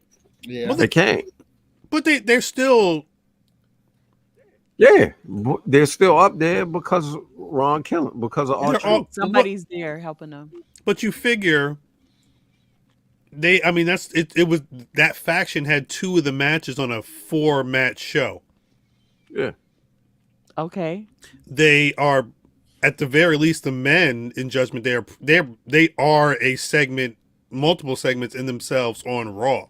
Yeah. They suck, but you're not going to see a JD McDonough match, but who? Exactly. Rhea's the poster. Last year they had their own poster for Judgment Day. Like they're hot. I think the thing is we're having this conversation and we may be in the the tail end of the Judgment Day. Dominic Mysterio, like Monday Night Raw, Dominic Mysterio could already be on his way out just because he's trying to face Gunther. You feel what I'm saying? Like we could be getting a babyface Dominic at like very soon. I don't know about that. It don't take much. Hey, give me Rhea Dom in a match. I'm over it. They've been trying to work this man-women match out. Who better? I don't know. I just feel like I really enjoy Rhea Ripley. I think, and also too, sometimes, we look at the wrestler and not per se the writing. I know that Rhea's had some injuries, some knee problems in the past. That was one thing that may have been hindering, her bouts. But, a champion is only strong as their contenders, and the people that they have been putting her with, it just doesn't. I mean, what can you do? Zelina Vega, and I love Zelina Vega. Shout out to her. But when you're putting up you have to put your people up against people who feel like they're a threat. Yes. And that comes down to creative. That's not necessarily Rhea, because when Rhea gets in the ring, she does what she's supposed to do. On the mic, she's gotten so much better. She's doing what she's supposed to do. But she's only as strong as the creative. Now, the question we really need to be asking is, did WWE think that Rhea was strong enough to put other women over? And that is what remains to be seen, because the women that she's been with that are on a lower tier than her, she has not been able to move the needle on them the way that some of the other top women have been able to do in the past. Just like this is going to be a test for Bianca at WrestleMania. If they do the Tiffany Stratton and Bianca match, can Bianca Belair, even though Tiffany is already out here, but can she take somebody like that and pull through a match without a belt, without her chasing, without this thing? Can she be an attraction like that? And I think with Rhea, the issue is she has not done that in the lady frame. And even in this iteration, the whole Dom and Rhea thing, to me, was kind of like a happy accident. I don't think that anybody went. It was intentional, right? Yeah, in the creative and said, "Oh yeah, this will totally work." Right. People started attaching themselves to it, and it became that. So I think in Rhea's case, I will give her credit because I think she's made the best of the challengers that they've given her. But a wrestler of that caliber is only as strong as the storyline that they're given. And right now, the storyline for her has just not been strong in the women's. In the women, right. And who knows if that's going to change anytime soon. Yeah, the only pushback I will give is I think it was the Judgment Day Dom stuff was very intentional. Remember, they did a whole Dom and Mommy going to goddamn Ray house. During the holidays. Like that was a couple times, yeah. Yeah. They locked him up the second time. That's when he got his 10, you know what I mean? Prison Dom. Free Dom, man. Free my nigga Dom. Free Tom and Nick. Tom and Nick. I just think with WWE, and this is one thing that does frustrate me with this promotion sometimes, is that they are so business minded and so cognizant of their top stars that they don't put them in bouts against. They spread them out. They purposely keep people away from each other, which I get. But you're at WrestleMania 40, right? And we're not getting like Philadelphia. Let's look at the psyche of the city. Philadelphia is a bruiser city. It's a bunch of trash individuals. Rocky, you know what I'm saying? And we're getting bouts that aren't slugfest. Flashy shit. Yeah, you know, chaotic. Yeah, that's what I'm talking about. We need to. All right, you know who you sounded like right there. We'll talk later. Chaos. I don't like that shit. Yes, it's not chaotic at all. It's not bruiser. Like you see Bianca and Rhea in a cage match. That's what you at the title 40. That's about for the ages. That's right. And they could come back from that. Yeah, we don't want people to lose. 41. What were they gonna do though? Because remember the Charlotte Flair of it all, right? What happened? What was the plan? Because there was a clear pivot. Now I feel like this is gonna be PivotMania. Like a great deal of what we've gotten, the level of people who are hurt or questionable at this point in time, I think change things drastically. I think this is going to be I think it's what WWE has always done the best is be reactionary. Oh, this happened? Bet I got you. And they've always been really good at those recoveries. But I mean, truth be told, they probably had half a different Mania. Like I feel like we were gonna get Bianca Charlotte. We were gonna get Rock Roman until everybody started crying. We was never gonna get Rock Roman. That's the story that The Rock's telling that he gonna stick to it. He was never gonna get no goddamn, not this quick. That's the story Dwayne was rocking with. He gonna stick to it. The nigga told y'all on ESPN. He said, "Look, I ain't got it because if we want to do something bigger, give me a second, baby. Give me a second, baby. He ain't gonna have it next year. Let me get it together." What's he getting together? Yeah, this nigga body is 50 years old. Getting them stem cells. Yeah, he was off that Ray Lewis. Yeah, and the sprain. I sure hope not. But off them his stems. name is Rock. This is my question. As we That's funny. As we pivot off of The Rock. Yeah. Oh my gosh. That sounds crazy. Does CM Punk cause Drew McIntyre the match? Probably.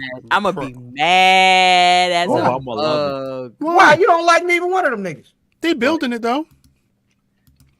I'd rather Drew. Drew what? I'm feeling Drew right now. Yeah. He's gonna lose. Ew.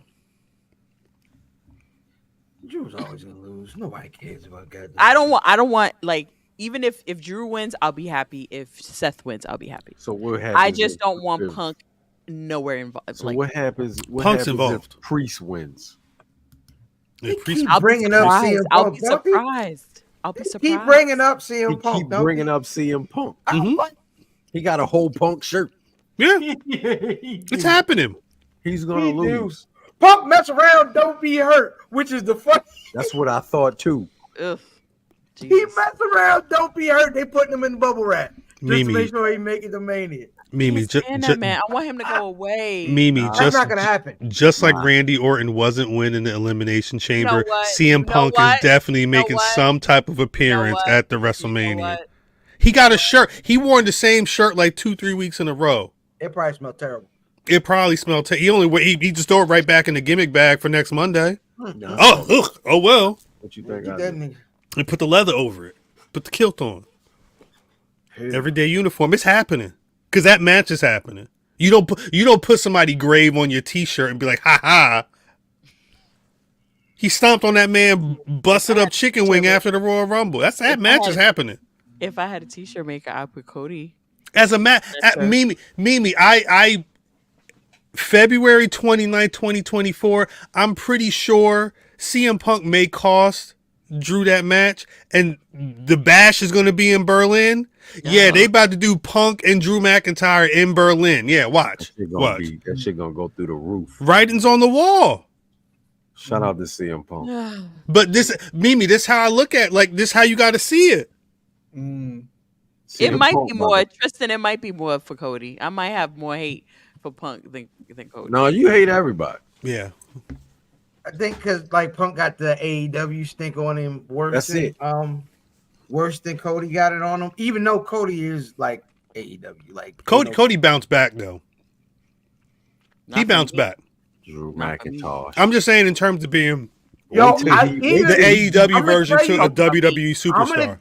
I'm gonna tell you, Cody's best bounce back was like that week or two where all the content creators was like, "Well, I feel like the crowd's about to turn on Cody." Right. They tried to turn the crowds a little bit. Like all the little content creators, all those little podcast niggas was like, they about to turn on Cody. Yeah. And Cody was like, "No, they not." He said, "Let me tell y'all what this gender of this baby's gonna be." Yeah, Cody's doing. He's doing the presidential campaign right now. Wait till he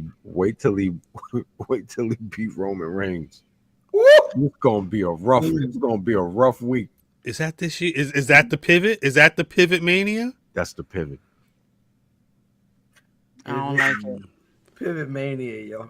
God dang, PivotMania in Philly. PivotMania is good. I don't like it. It could happen. It's gonna happen. Why wouldn't it happen? Again, these are the stories that they're telling. These are the stories of our lives. Hey, yo. I didn't realize it was still stories. No, they're definitely. Stephen A. Smith be on the stories. Yeah, what I heard. That's what the lady at work. He been on there for a minute. Hospital. Where is your husband, and how long has he been missing? When it was it a year or two ago when I realized that he was on the stories, and they were like, "Nah, yeah, he been on this shit for a minute. He been on there. He been with Patch or whatever his character's name is, Scotch or some shit. The character got some type of name like that. Like Snatch. Yeah. What happened? Is his name really Snatch? It is. Really? No, he got some. Hold up, let me because it's some name like that. I am what I eat. Jesus Christ. All right, yo, let's get out of here. Snatch. They call me Stephen A. Snatch, and I am what I eat. Snatch. Are you sure his name is Snatch? I'm positive. Hold on, let me pull up IMDb. Well, because I searched it and nothing came up. I do not know this. Listen, I've known the nigga my whole life. You ain't watched the video. The thing is, he said it so like he knew what the fuck was going. No, that nigga named Patch. It was close. It was close to what I said like 2 seconds before. That's what I meant. He said, "Are you sure?" I'm sure that's what you said. That's what I meant. Brick. His name is Brick. General Hospital. 42 episodes is Brick. It's Brick Savage. Since 2007. Shout out to Brick Savage. Brick Savage. It didn't say Savage on IMDb. I don't know. Brick Savage is the wrestler from Texas. That's Stephen A. Smith brother. Snatch Savage. Snatch Savage. We should be getting out of here soon. It's almost the end of the night. If you need me to come through, you can always bet on Brick. Because I'm on Brick right now. Oh. Is this Tama Tonga going to WWE information? That's facts? I would like it. That's facts. I hope they don't put him in the bloodline. No. That would be racist. Please don't. No, it would be racist, but They got all the OG these niggas. He would have to be. He'd have to be on Raw then. You got to put him with you. You're gonna have to put him with that AJ Styles shit that's going on. Don't put him on SmackDown. You better put him on NXT. NXT. If you don't want him on Bloodline, all right, yo, put him on Level Up or something. Not this season. Let's go. Not this season. Level Up. I'm saying. If Bloodline, if they put him in the Bloodline, that's the most racist thing they. No, he's not in. He can't be in the Bloodline. You keep. Hey, are they gonna do something where they start to bring back that graphic? Because we haven't seen that goddamn the family tree. We ain't seen that goddamn spreadsheet in a long time. We ain't seen that goddamn Excel PowerPoint. No, it's No, I thought I think if the match was going to be Rock Roman, I think we would have seen more of that because they pivoted handshake and they did like this and it was like Carl Weathers and Arnold Schwarzenegger. You shot up it like we'll see. They had a handshake. The Rock is scheduled. Cal, I hate you. He's scheduled for March 1st. I think he's scheduled for the 8th and the 15th, so we could get that, but it feels mad close to the show. Hey, listen, man, I'm a huge fan of Tama Tonga. If you get a chance, go back into the archives when Tama Tonga was on something else with me and my homegirl Lovely. Listen, I love him because that nigga do what I do. So shout out to Tama Tonga. Watch that episode. You know exactly what I'm talking about. Facts. He was enjoying himself. Yes, God dang it. What's up for Tama Tonga? Facts. The only other, I think, news that we need to cover this week, and it's real brief, but it was outside of Ashe and Fight having a big Black wrestling weekend. It was interesting to see the wrestler world crowning Nic Nemeth, Matt Riddle, and Mustafa Ali with titles, I believe. Mustafa Ali is the new TNA X Division champion.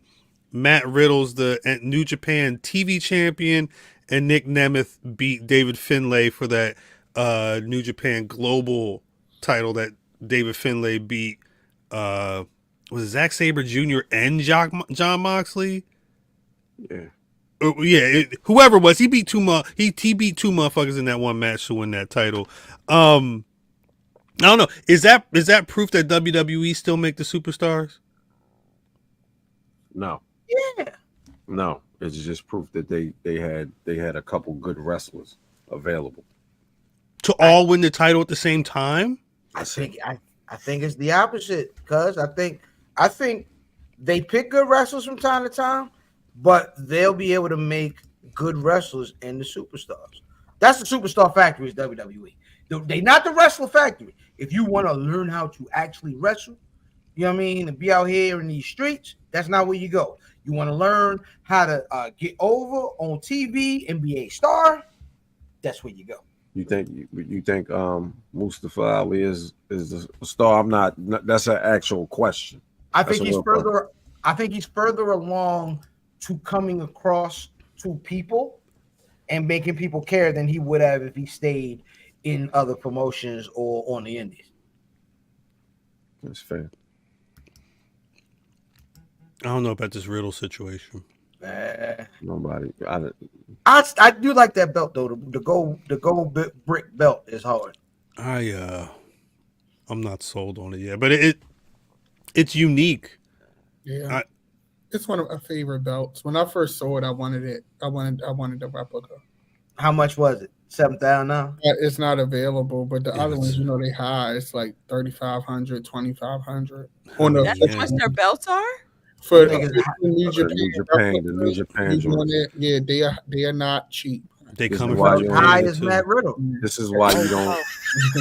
This is why you don't see Corey with him, because you can't trade sneakers for it. That's terrible. He said, "Not my shoe meat." Sorry. On that note, On that note, y'all know what it is. Shouts to y'all for rocking with us another week. There's always one question that I have to ask at this point of the show. Mimi. Yeah. You got Black Rasslin of the week? You know who it is. Who? Jada Stone. Woo.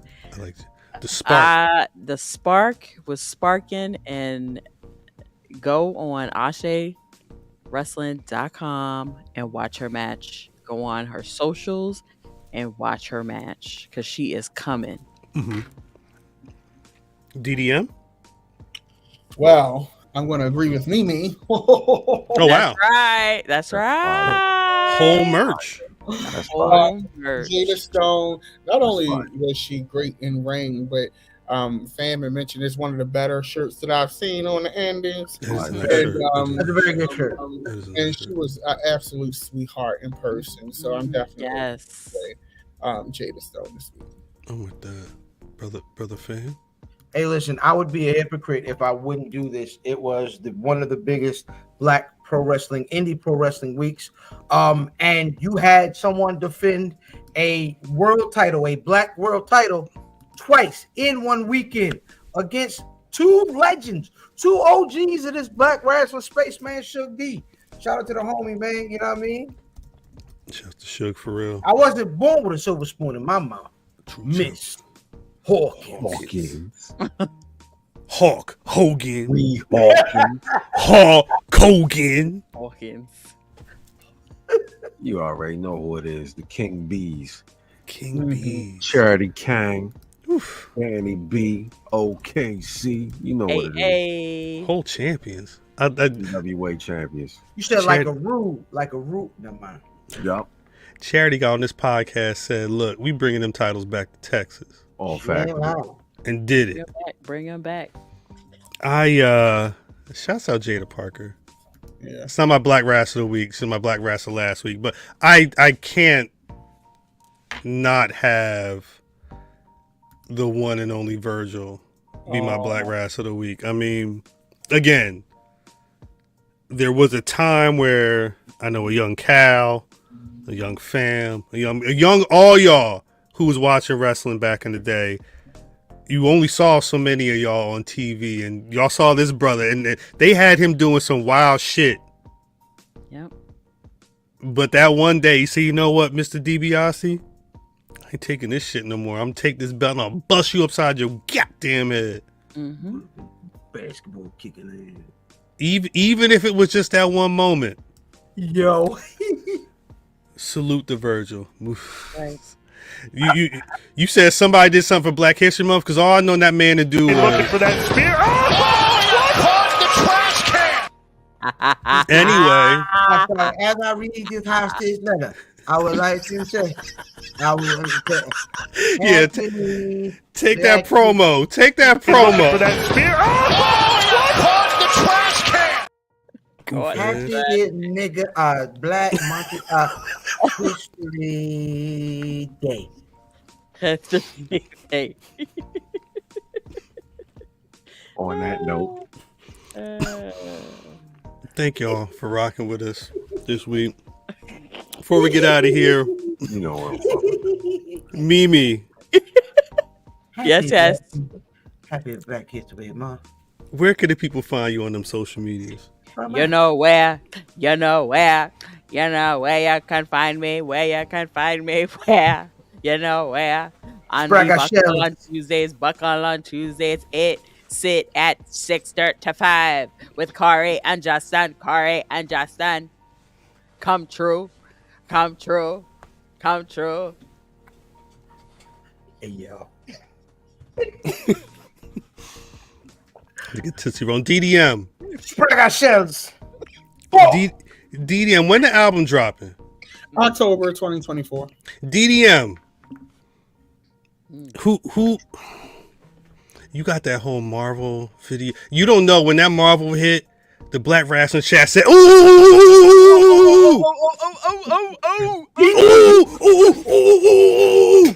No, that nigga know I hit that nigga immediately. Oh.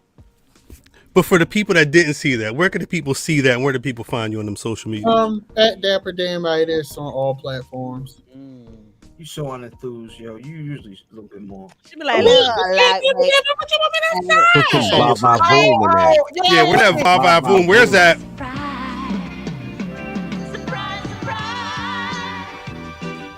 Shout out to my girl with the feather top. yes.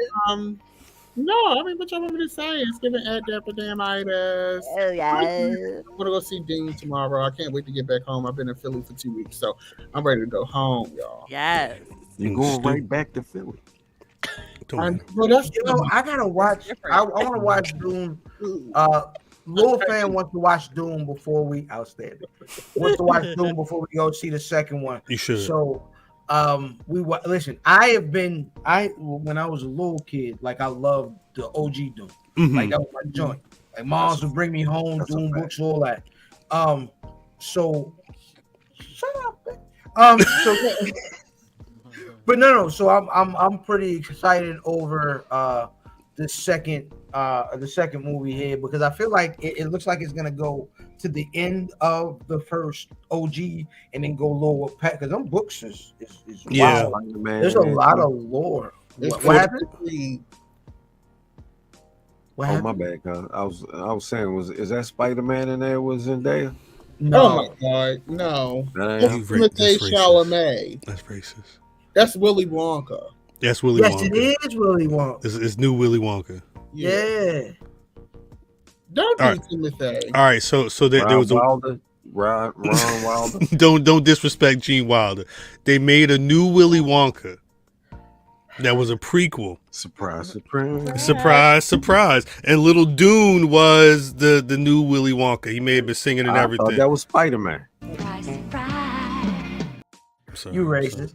You is racist. Yeah, you racist. Where we at? Surprise.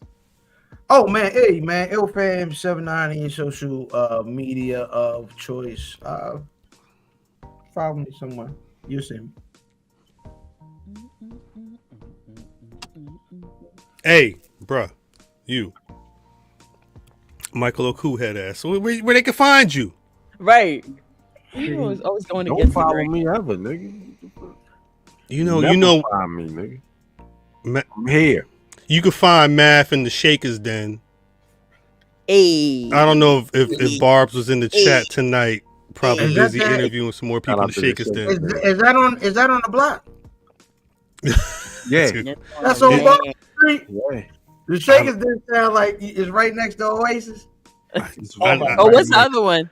I know it's on YouTube. 2 o'clock. After 2 o'clock? No, it's on the other side. It's on the other side. Yeah, it's on the other side of the block. Right, 2 yeah, o'clock. Right. Shout out to the Shakers Den. Shout out to Barb's. Shit was fire. 2 o'clock. After 2 o'clock, it's called. I'll be back in the den. There you go. I'm at Cat. Hey yo, is gone. They tore her down. She getting moved I down. don't know nothing about Who's that. this? The stage door was where they like. You remember on Players Club where they was like bullet holes or a stab wound? Yeah, that's exactly what stage door. They gave bullet holes, recovery. I'm trying to get back on my feet. You know, they was in there dancing in like, ankle socks and slips. I ain't gonna lie. But when I was still passing, back in the day, fam, when I was still passing, right, and I was trying to, put on for the people. That's funny. I got taken to a strip club by a homie of mine, Corey, and this other guy, Chuck, and they took me to stage door. And baby, it was like I was giving counseling sessions in there. I was like, "Oh, so what's going on? Sit down. What are you doing here? You got it. Give her your jacket or something. Let's have a conversation. Powder and hold on, I like that. I like that. Stop it. I like baby lotion and baby powder. Right baby lotion and baby powder. No. Hey, look, it was a nigga at the door had 2 things he wasn't supposed to bring in. They made him choose. They said you can bring in the Hennessy bottle or the pistol. One of the 2. It is Baltimore. What a choice! Hold my gun. Right. What a choice! Right. Allegedly, stage door was definitely, the recovery strip club. Hey, yo.